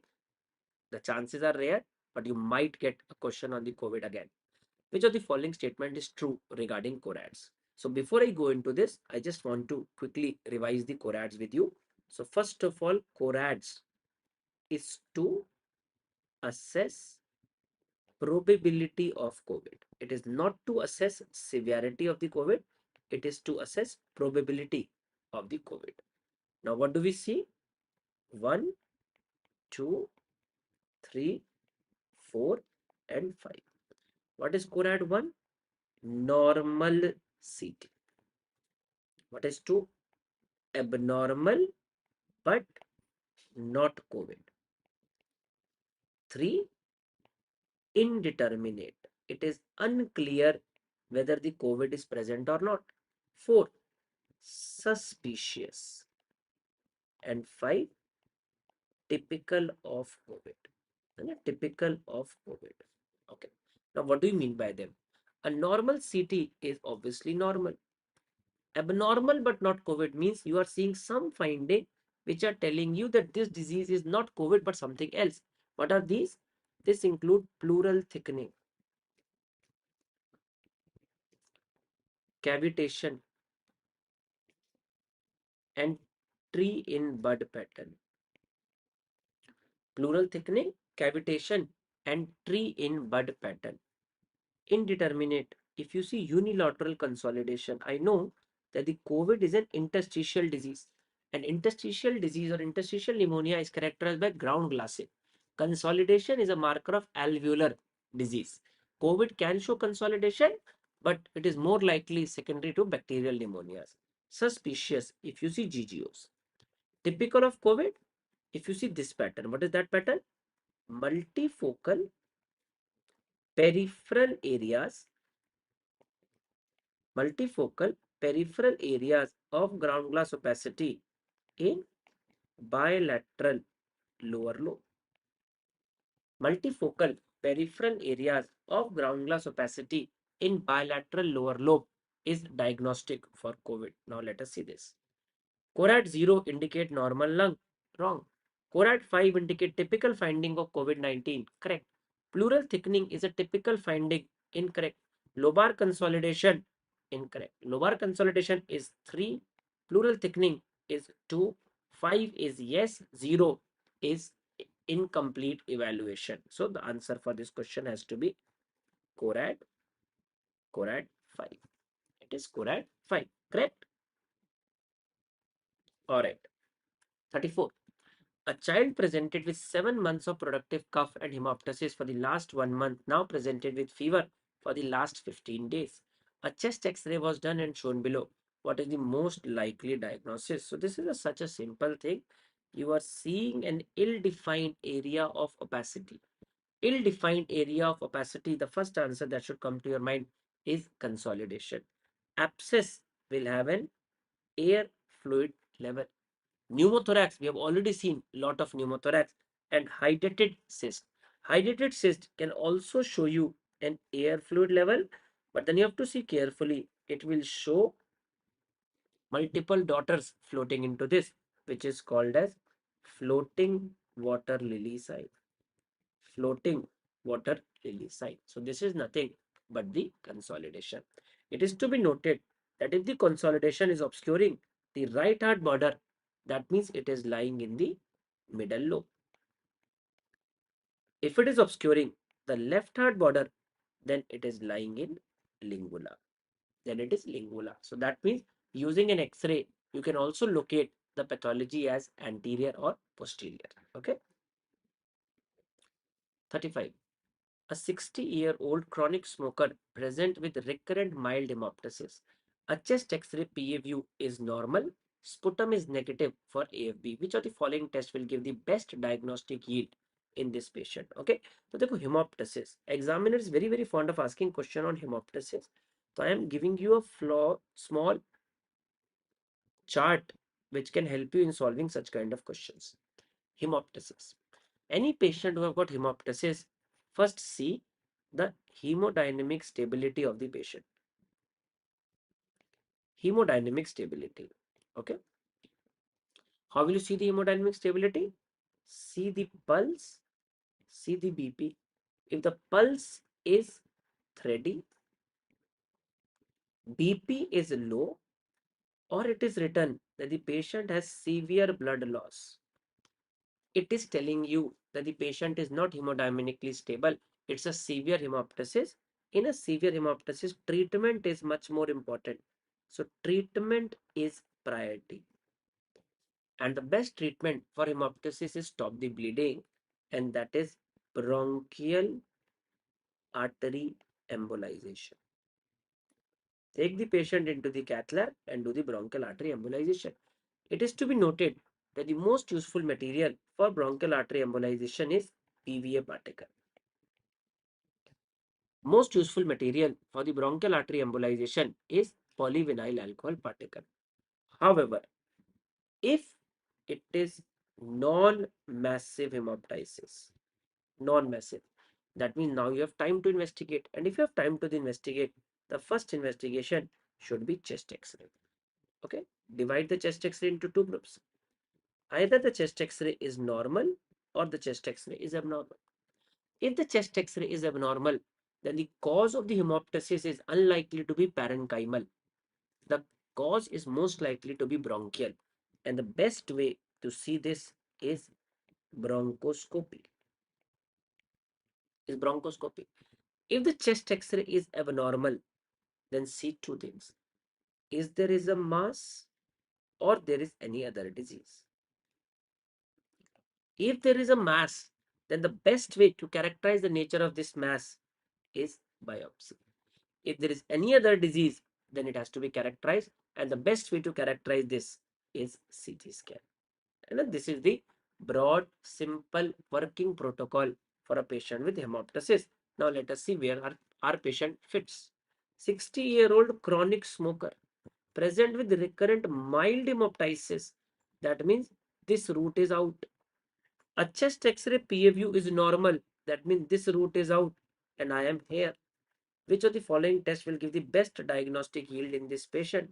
Answer is fiber optic bronchoscopy.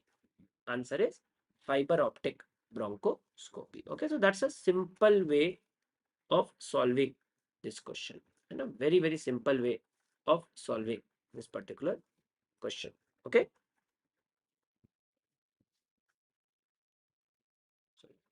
Abdomen. A 30-year-old patient with progressive difficulty in swallowing for both solid and liquid. Okay, once and all, let me clear this. Let me clear this for all of you. देखो, dysphagia. Please understand. ठीक है. क्या क्या देखना है? What are the things that you have to see? The first thing that you have to see whether the dysphagia is to solid or whether the dysphagia is to liquid. If the dysphagia is to solid, that means there is an anatomical narrowing. Anatomical narrowing. That means a passage is getting narrowed. If it is to liquid, it's a motility disorder. It's a motility disorder. Then you have to see whether the dysphagia is progressive or non-progressive. This is more important for solid, not for liquid. If it is progressive, it is cancerous. If it is non-progressive, it is non-cancerous. If it is progressive, then it is cancerous. If it is non-progressive, then it is non-cancerous. And then it is non-cancerous. Is it okay? Now the point to be noted over here is for both solid and liquid. If it is written, I will give more importance to liquid. More importance to the liquid. That means it's a case of a motility disorder. And if it's a motility disorder, I will have to assess manometry. I will have to, because I am looking for achalasia, and it is because of the problem with the lower esophageal sphincter. So I want to assess the or get the pressure reading of the lower esophageal sphincter. Upper GI endoscopy plus manometry is something that we have to do. Do you understand this? 24-hour pH monitoring is done when I am looking at GERD, gastroesophageal reflux disease. Okay.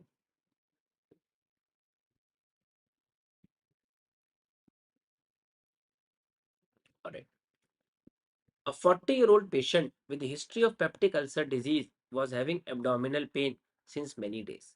It gets worse since last 2 hours. A radiograph was performed and shown here what is to be done. This is also a favorite question of the examiner. What you see is air under right dome of diaphragm. Okay. I will also give you the working protocol for this. Severe abdominal pain. Severe abdominal pain. Shall I tell you a trick here? The guidelines of MCQ book, the trick book of the MCQ says, if on a abdominal pain, a chest X-ray is given, your answer is perforation. If with abdominal pain, chest X-ray is given, your answer is perforation, without a doubt. Okay. So if a patient has severe abdominal pain plus rigidity, the protocol says the first investigation that should be done is a chest X-ray. Always do a chest X-ray. Okay, always do a chest X-ray. What will happen? Either the chest X-ray will be positive or negative. What do you mean by positive? There is free air. There is free air below right hemidiaphragm. If chest X-ray is showing free air, then it is IV fluid and laparotomy.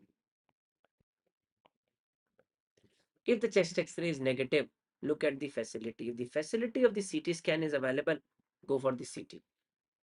If the facility of the CT scan is not available, then go for left lateral decubitus view. left lateral decubitus view. If you ask me, is there a role of X-ray abdomen erect and supine?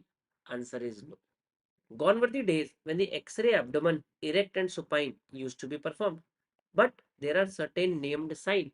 Sometimes the examiner can ask. Remember the name.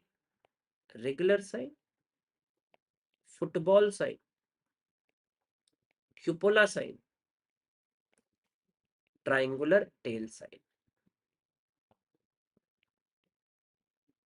Regular sign, football sign, cupola sign, and triangular tail sign. These are the named signs of perforation peritonitis on the abdominal X-ray. Okay. Again, different views have been given on this particular question.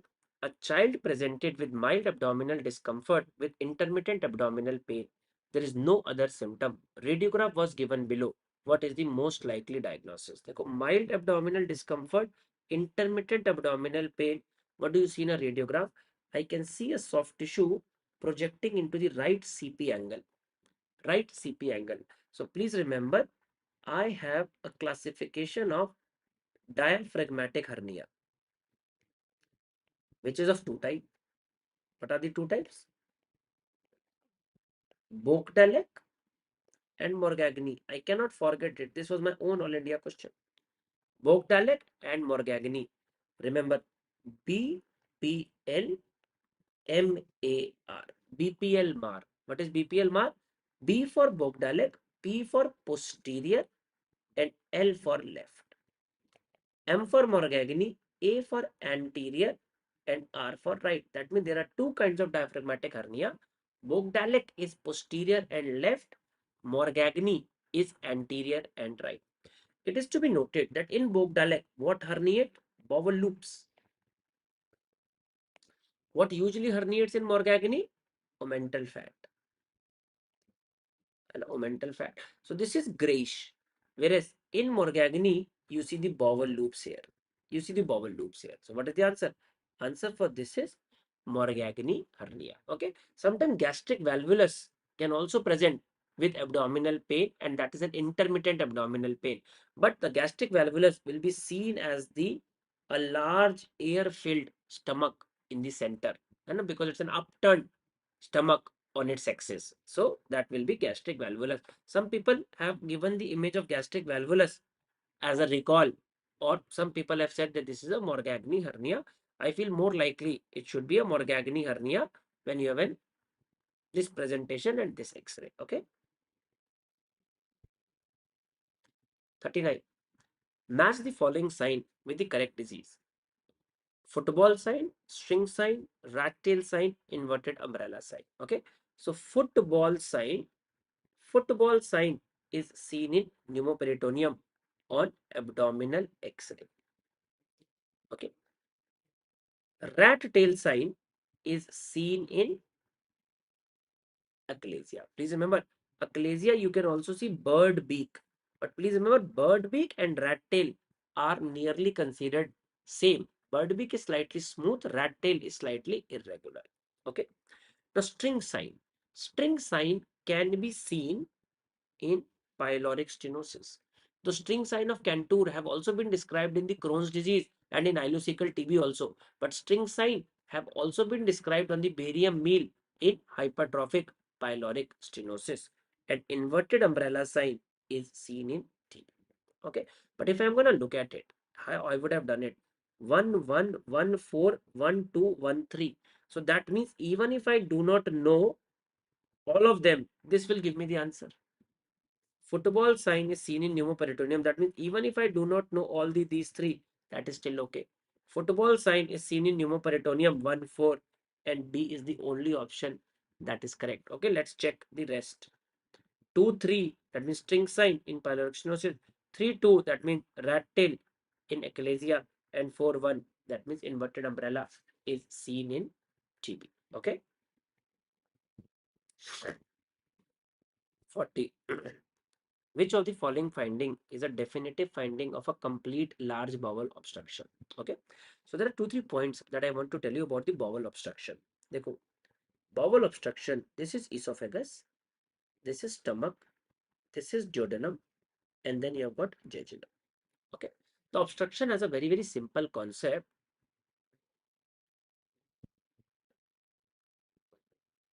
It's a very, very simple concept. What is that concept?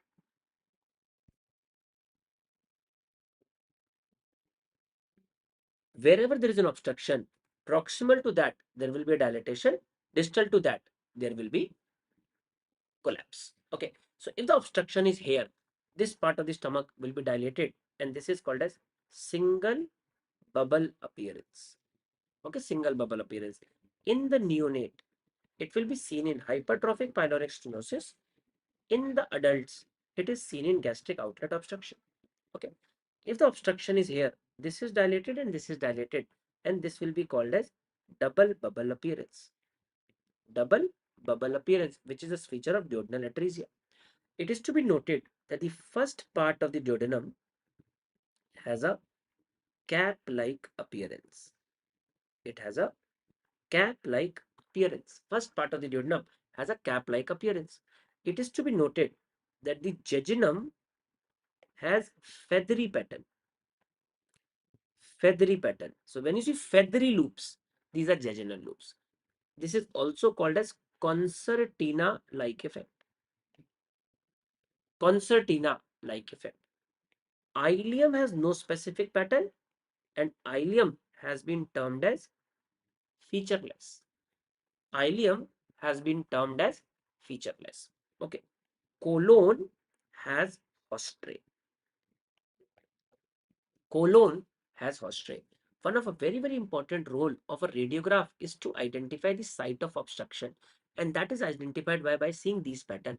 If you see feathery dilated loops in the central, then the obstruction is jejunal or just below the jejunum. If you see lot of dilated bowel loop without any feature, that means the obstruction is in the ileum. If you see ostrae, dilated bowel loop containing incomplete septae like, which is called as ostrae, then and they are in the periphery, then you are dealing with a large bowel obstruction. Now let us see this. Which of the following finding is a definitive finding of a complete large bowel obstruction? Answer is dilated bowel loop with visible obstruction. Okay. Now bilious vomiting. If you have an obstruction distal to the second part of the duodenum, because that's an area where the bile is opening, you will have a bilious vomiting. And a multiple dilated bowel loop with increased bowel wall sound is more likely a feature of small bowel obstruction. Yeah, I can show you all these x-rays, bache, if you want. First, let me finish the question. And what we can do is we can mark them, whatever images that you want to see. At the end of the 60 questions, I am going to show you all those images that you want to see. Correct? Okay. So previously I thought that I will show you these images, but then probably this would have become so long, and that is why I am not showing you extra images. But if you want to see, then I can show you. All right.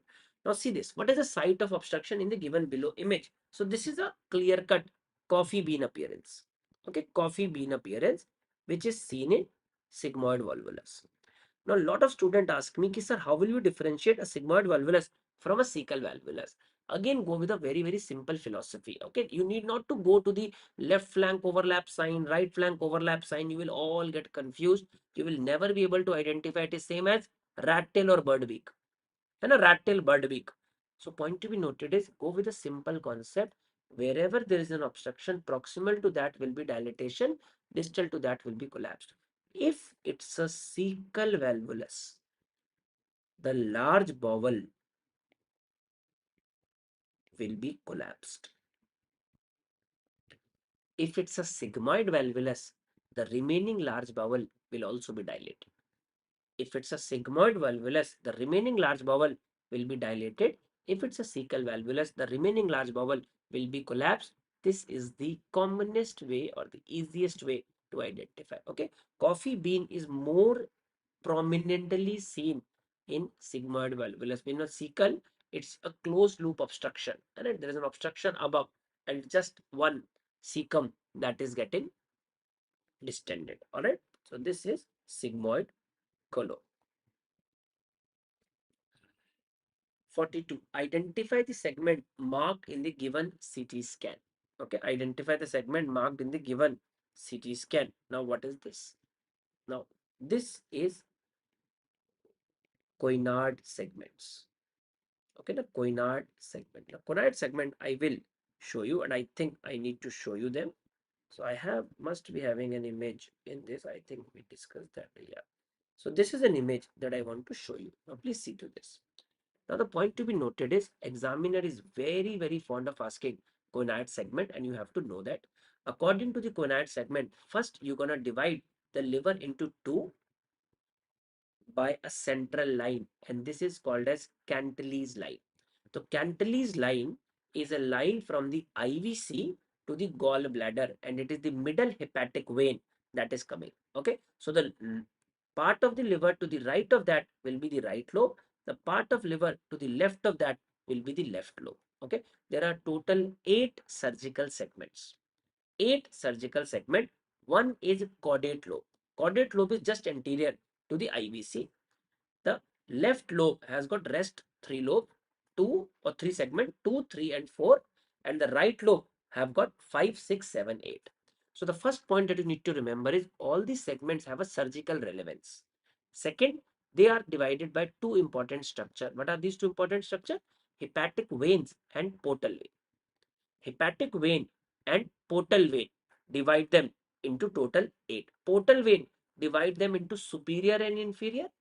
Right, if we were going to talk about superior and inferior, okay, and hepatic to anyways is dividing into right and left. So what are the four segments on the right lobe? 5, 6, 7, 8. 5, 6, 7, 8 in the right. Okay, right are superior and inferior and anterior and posterior. Superior and inferior, anterior and posterior. 5, 6, 7, 8. 5, 6 are inferior, 7 and 8 are superior. 5, 6 are anterior, 7 and 8 are, inferior, 7 and 8 are superior. Okay, 5 and 8 are anterior, 6 and 7 are posterior. 5 and 8 are anterior, and 6 and 7 are superior. So remember this diagram, this is an easy way. So 8 becomes superior and anterior. 7 become superior and posterior. 6 become inferior and posterior. And 5 become anterior and inferior. Okay. On the left lobe, the falciform ligament divide the left lobe into medial and lateral. Into the medial and lateral. Okay. So that's in the medial is the original anatomical left lobe. Original anatomical left lobe is medial segment of the left lobe, which has got superior second, inferior third. And to the right of the falciform ligament is the lateral segment of the left lobe, which has got segment 4, which has got 4A and 4B. That means if you see the superior segment of the liver, what do you have? 2, 4, 7, 8. 2, 4, 7, 8.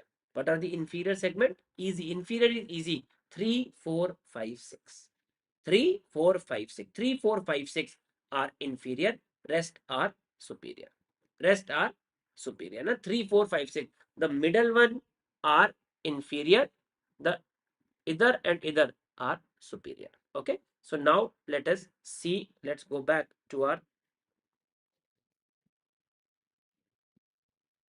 original question. What is they asked? Okay. So what do we see here? Now I am seeing the superior segments, and if I am seeing the superior segment, this is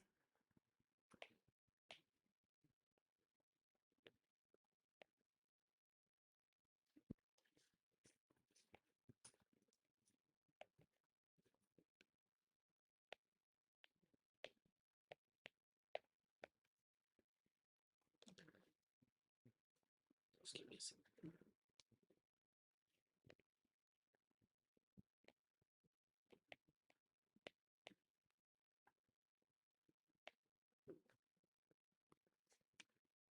Just give me a sec.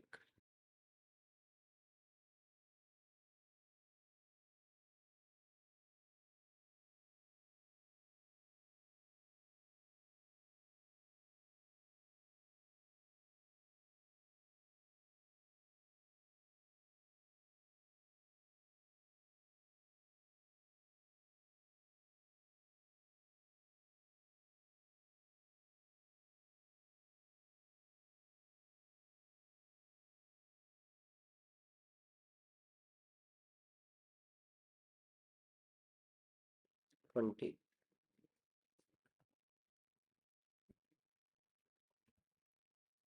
Okay, all right.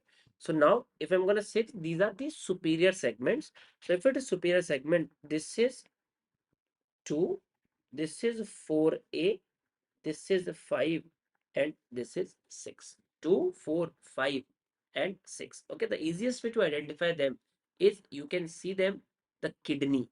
If you are seeing the kidney not on the left, if you are seeing the kidney on the right side, then sorry, yeah, sorry, these are inferior segment, my fault.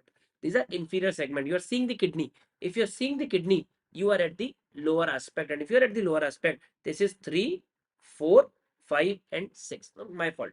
See the kidney. If you are seeing the kidney, that means you are in the lower part. If you are at a higher end, you're gonna see going towards the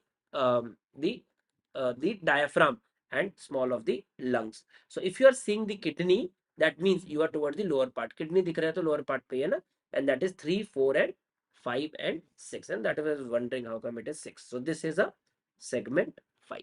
This is segment 5. Please remember, you have got IVC, you have got middle hepatic vein, you have got right hepatic vein. This will be 5 and this will be 6. So please remember the two structures that are dividing the Quinard segment is hepatic veins and portal vein. Okay. All right. 43. A 56-year-old male patient with the obstructive jaundice. I told you, examiner is very, very fond of asking questions on ERCP, MRCP, obstructive jaundice, bile leak. A 56-year-old male patient presented with obstructive jaundice reveals dilated CBD and intrahepatic biliary radicals on ultrasound. No calculi were seen. CECT confirmed the finding. Which of the following investigation will be most helpful to localize the cause? Okay, I feel that the question should have some better information. Okay, but if this is given and if somebody asks me obstructive jaundice, I just tell you what is the important concept of obstructive jaundice. If the patient has got obstructive jaundice, please understand this. Okay, the first investigation that you will anyway do is LFT. And if you've done the LFT, direct bilirubin is raised, then this is obstructive jaundice. It's so simple. Okay, the first radiological investigation that has to be done is ultrasound. The aim of the ultrasound is to look at IHBR. That's all. IHBR. Intrahepatic biliary radicals are dilated or intrahepatic biliary radicals are not dilated. If the intrahepatic biliary radicals are not dilated, that means the cause is intrahepatic. Intrahepatic cholestasis is happening. And the intrahepatic cholestasis is best identified on biopsy. If the IHB are dilated, if the intrahepatic biliary radicals are dilated, that means the cause is extrahepatic. And the cause is extrahepatic. And the extrahepatic biliary tree is very well identified on MRCP. On MRCP, the investigation of choice for an extrahepatic biliary apparatus is MRCP. Okay. Now, sometime you have to see the language of the question, because in this question, endoscopic ultrasound is given. Okay, endoscopic. If you are suspecting a pathology specifically at the lower end of the CBD or periampullary region, lower end of the CBD or periampullary region, then I will say EUS can also be the answer. So in the future exam, the exam on the 7th May, see the language of the question. If it is fitting towards the lower end of the CBD or in the periampullary region, then an endoscopic ultrasound will be an answer, because it can also help you in taking the sample from that particular area. However, if you are, it could be a clad skin tumor, IHBR dilatation could be because of multiple reason, then I'm gonna go with the answer as MRI. As MRI. Okay. So you have to see how the question has been exactly structured, because specifically nothing has been mentioned. If it would have said that reveal dilated CBD up to the lower end, then definitely my answer would have been endoscopic ultrasound. Okay, I am not really very, very sure about the language of that particular question. I will say dilated extrahepatic biliary radical most useful to localize the cause. I have to see the entire extrahepatic biliary apparatus, and I would like to go with an MRI.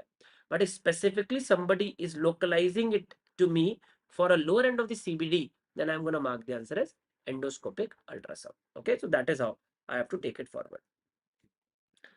Now see, patient with the history of cholecystitis was presented to the ER and the cholecystectomy was done. Has now presented with abdominal pain and a biliary leak is suspected. Next line of the management would be, we have already covered it. The next line is ultrasound to check for the collection. If it shows collection, then pigtail. If the pigtail continues to draining, then ERCP and stenting. So this is an order. 1, 2, 3. Next line will be ultrasound to check for the collection. Correct? Alright. Trauma first. A standard topic, a standard question that the examiner is going to ask you. First, focused assessment. Focused assessment with sonography in trauma. Focused assessment with sonography in trauma. And what is EFAST? Extended focused assessment with sonography in trauma. Okay, so what do you assess in FAST? In FAST, we assess 4 places: right upper quadrant, left upper quadrant, subxiphoid, and suprapubic. What is extended in EFAST? Thorax is extended in the EFAST. Okay, what is the first site of assessment in FAST? First site of assessment in FAST. There is a controversy. Radiology literature says right upper quadrant because it says that the Morrison's pouch is the first site to be checked. First site to be checked.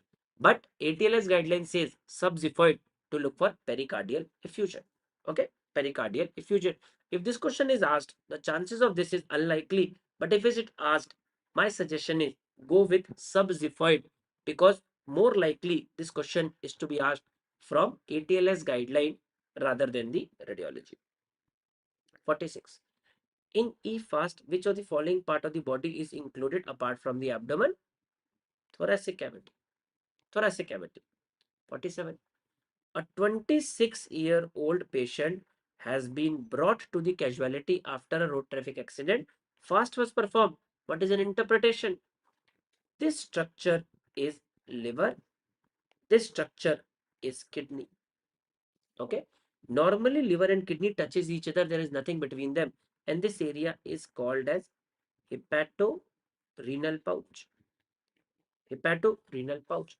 The most dependent part of the peritoneum in the supine position is hepatorenal pouch. I can see this black thing in the hepatorenal pouch. That's fluid. That's blood. So this is fast positive. Fast positive. Please remember, fast is interpreted as fast positive when I can see the hemoperitoneum. It is negative when I don't see the hemoperitoneum. Okay. 48. USG fast is least useful in. Okay, so it is to be noted the aim of the fast is to look for fluid collections. It is to be look for fluid collection, but not retroperitoneum. But not retroperitoneum. So that's the correct answer. Retroperitoneal hematoma. Ultrasound will not be very good for retroperitoneal pathology. It is not very good to assess retroperitoneal hematoma. Though ultrasound is also not very good for the renal injury, but it can still suspect renal injury. The answer for this question should be A. 49. ERCP is indicated in all except. Okay, ERCP. So please remember, if you see intrahepatic biliary radicals and the CBD, and you can see an endoscope going like this is ERCP. If the endoscope is not seen, then it is MRCP. ERCP is indicated in all except periampullary mass. Yes, it is very useful in a periampullary mass. You can do ERCP. You can take the sample also doing the ERCP. Unexplained jaundice. Yes, it can tell you the cause of the unexplained jaundice. Recurrent pancreatitis. Yes, it can identify chronic pancreatitis. Acute pancreatitis without choledocholithiasis. I would like to avoid doing ERCP in acute pancreatitis because one of the common complication of ERCP is ERCP induced pancreatitis. It can further precipitate the attack of the pancreatitis. Patient can have a severe disease and I would not like to perform it, and that is the answer. Okay. 50.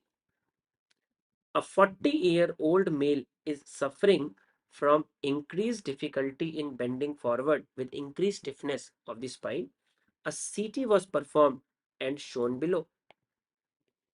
What is the likely diagnosis? What I can see a flowing ossification, and I can also see all these oncovertebral joints are also fused. So this is nothing but a straightforward diagnosis of ankylosing spondylitis.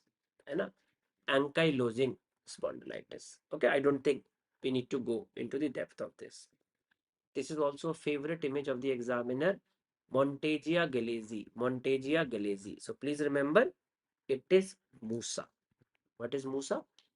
M for Montegia, U for ulna, and SA, superior articulation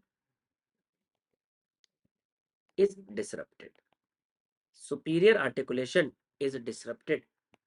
Opposite is Galeazzi. Opposite is Galeazzi. M for Montegia, U for ulna, SA for superior articulation is disrupted. Opposite is Galeazzi. So I can see the fracture of the radius and the distal radioulnar articulation is disrupted. So this will be Galeazzi. This will be Galeazzi. Okay. So Montegia Galeazzi is an alternate year question that the AIMS people have asked. All right. Question number 52. November AIMS 2022. A very, very interesting question. A 74-year-old patient with the prostate cancer underwent technetium MDP bone scan. What is the most likely cause of such scan? So I can see extensive activity in the skeletal system. But one thing is, I am not seeing any activity in the kidney. Normally, whenever you use a nuclear scan, it is excreted to the kidney and you see activity in the kidney. So extensive osseous activity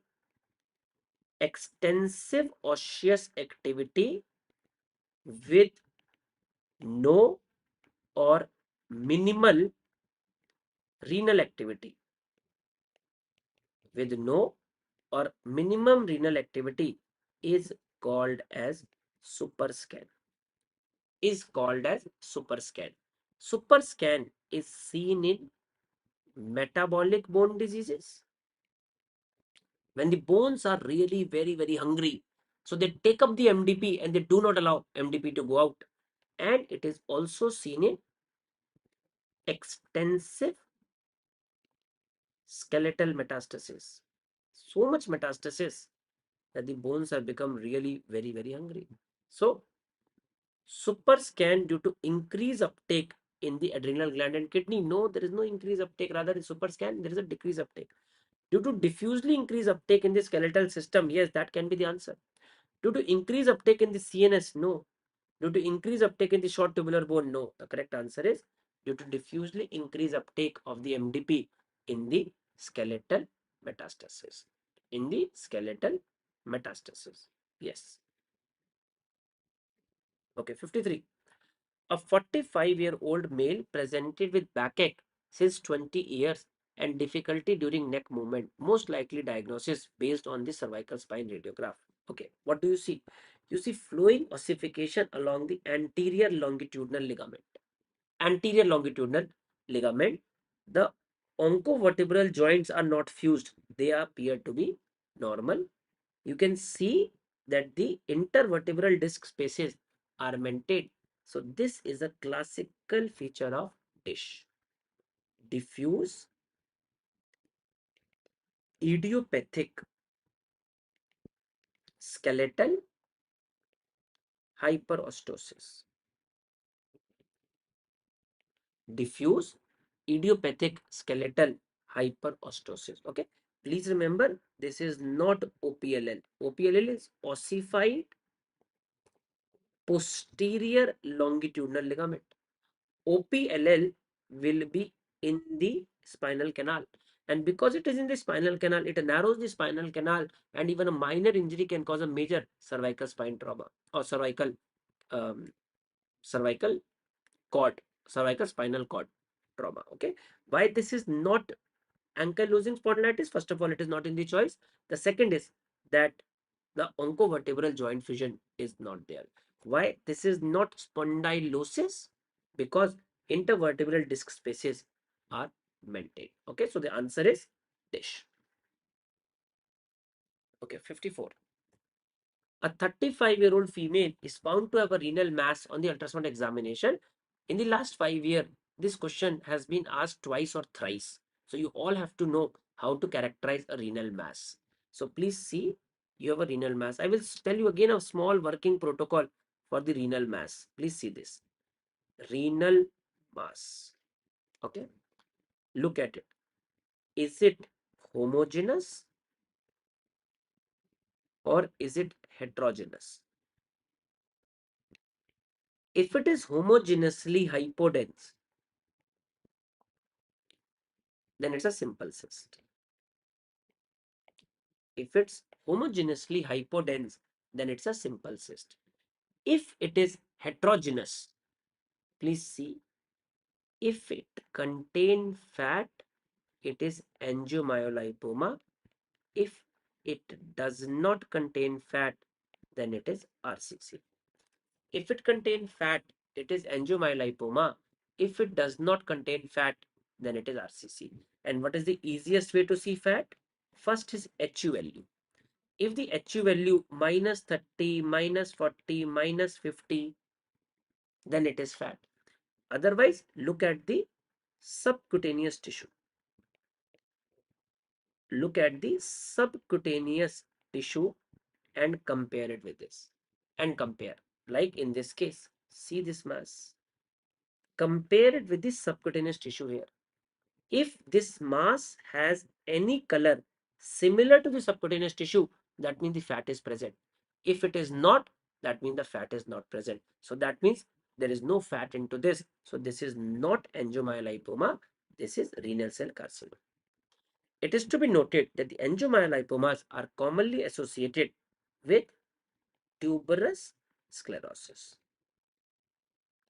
specifically when the patient has got mental retardation. Specifically when the patient has got mental retardation. Okay, next. 55.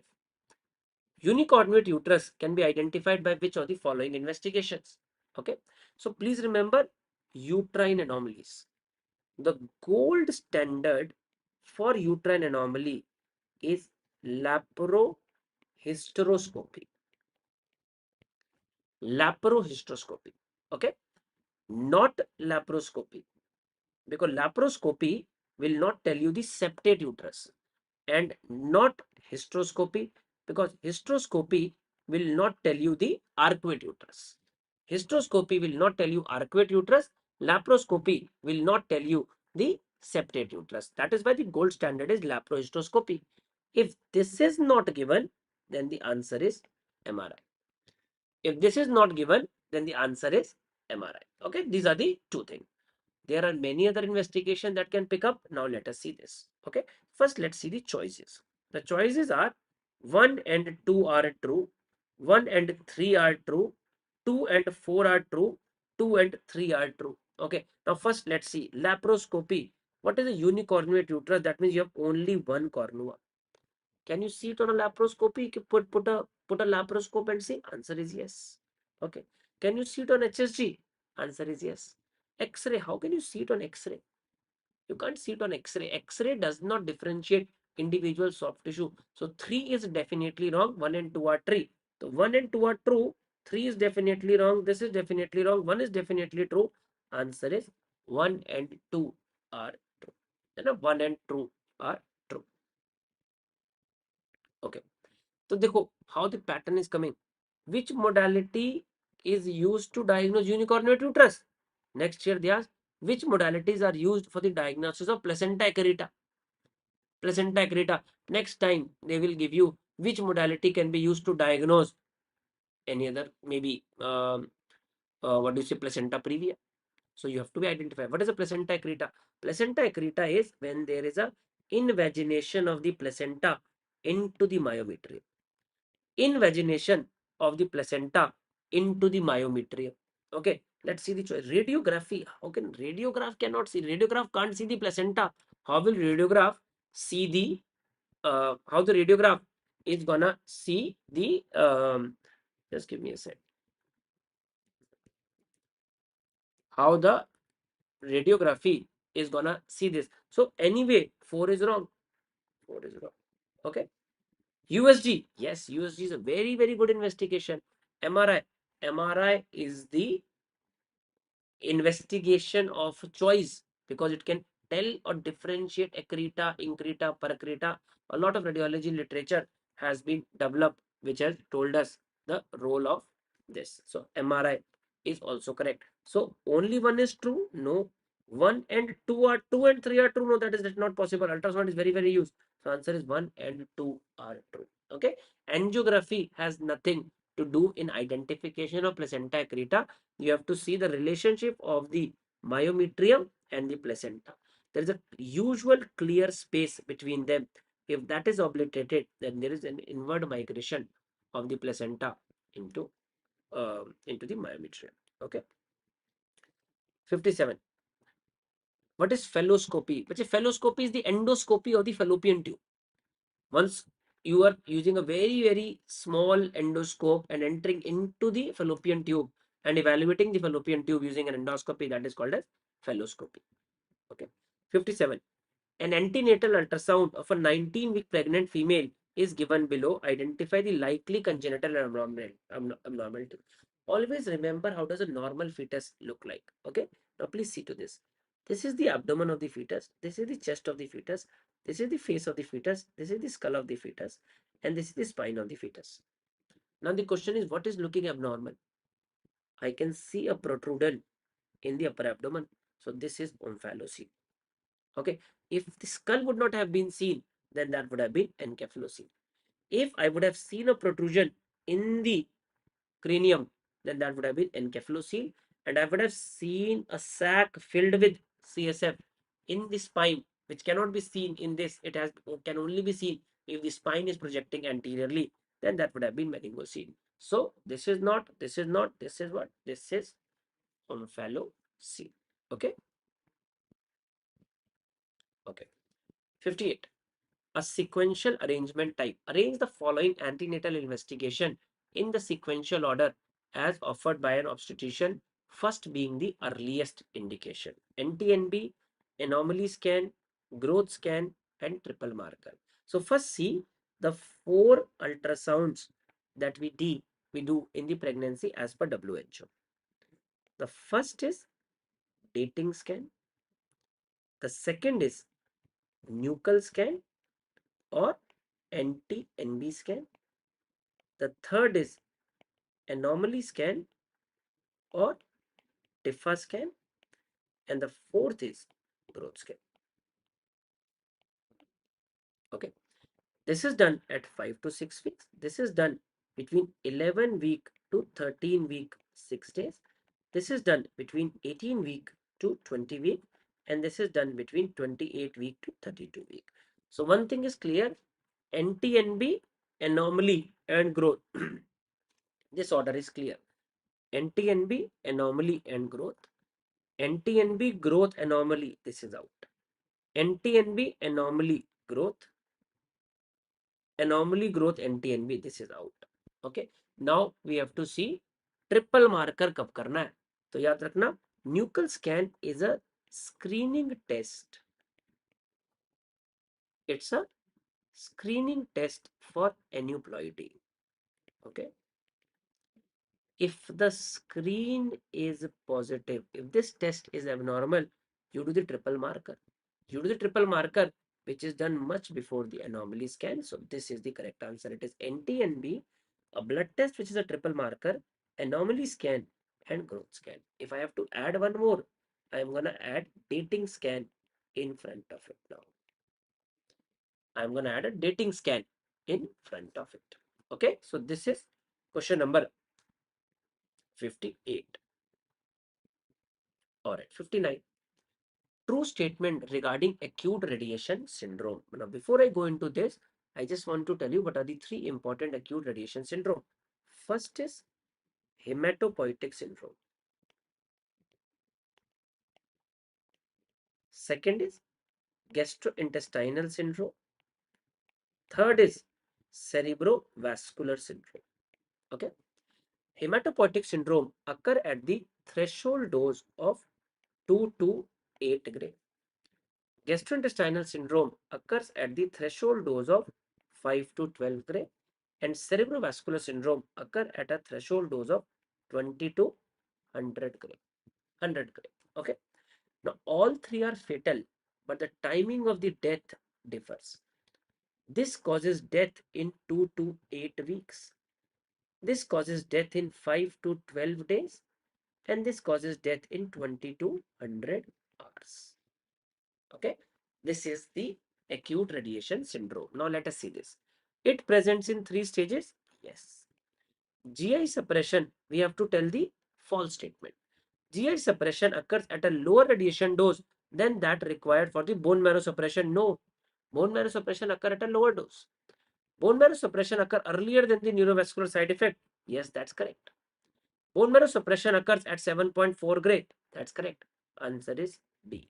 It's hematopoietic, GIT, and cerebrovascular syndrome. All right. Chalo. Now let us see the last question. Which of the following is the most radio-resistant phase of the cell cycle? Okay. So please remember, examiner has asked resistant phase. And the resistant phase is S. S is the synthesis phase. It is the most radio-resistant phase. Okay. But it is the sensitive, most sensitive to heat. Most sensitive to heat. Now, please remember, if somebody asks me most sensitive phase of the cell cycle, so the single best answer is G2M if given. If not given, then M. If G2M is given, then that is the best answer. If G2M is not given, then the answer is N phase. Okay. All right, guys. So those are the common radiological questions that I could figure out in the last 4 to 5 years of the INI CET exam. You might get some direct repeat from this, or you may get a twisted question from these frequently asked topic. I have tried that I just don't give you the answer of the question. Rather, I will give you the questions related to them which can be asked in the exam. And I'm sure that this will be a useful session. This will be helpful for you once you're gonna go to the exam. Some special tips about the exam, the last minute tips, I'm gonna talk tomorrow. I will be taking a session in the evening about last minute tips for the INI CET exam tomorrow. Okay, I tried my level best that in a limited time I can give you a cream of radiology which is important for the INI CET exam. Now, if you want to see any image, just let me know. Otherwise, I'm gonna stop. I will wish you all the best for all of you. I will pray from the God that you all get the desired rank that you are looking for. No, I will not be writing the INI. I only write the NEET exam, dear. I I believe that students of NEET people need me much more than the INI people. So I only write the NEET exam, not the INI CT. Yes. So I will share this PDF on my Telegram group as well as onto the DBMCI Premier group. I will share the link of my, I don't think it's Rajat Radiology review or on the DBMCI Premier Group Telegram channel. Both the channels, I'm gonna share it. You can take it from that. This written PDF will be shared on there. Okay.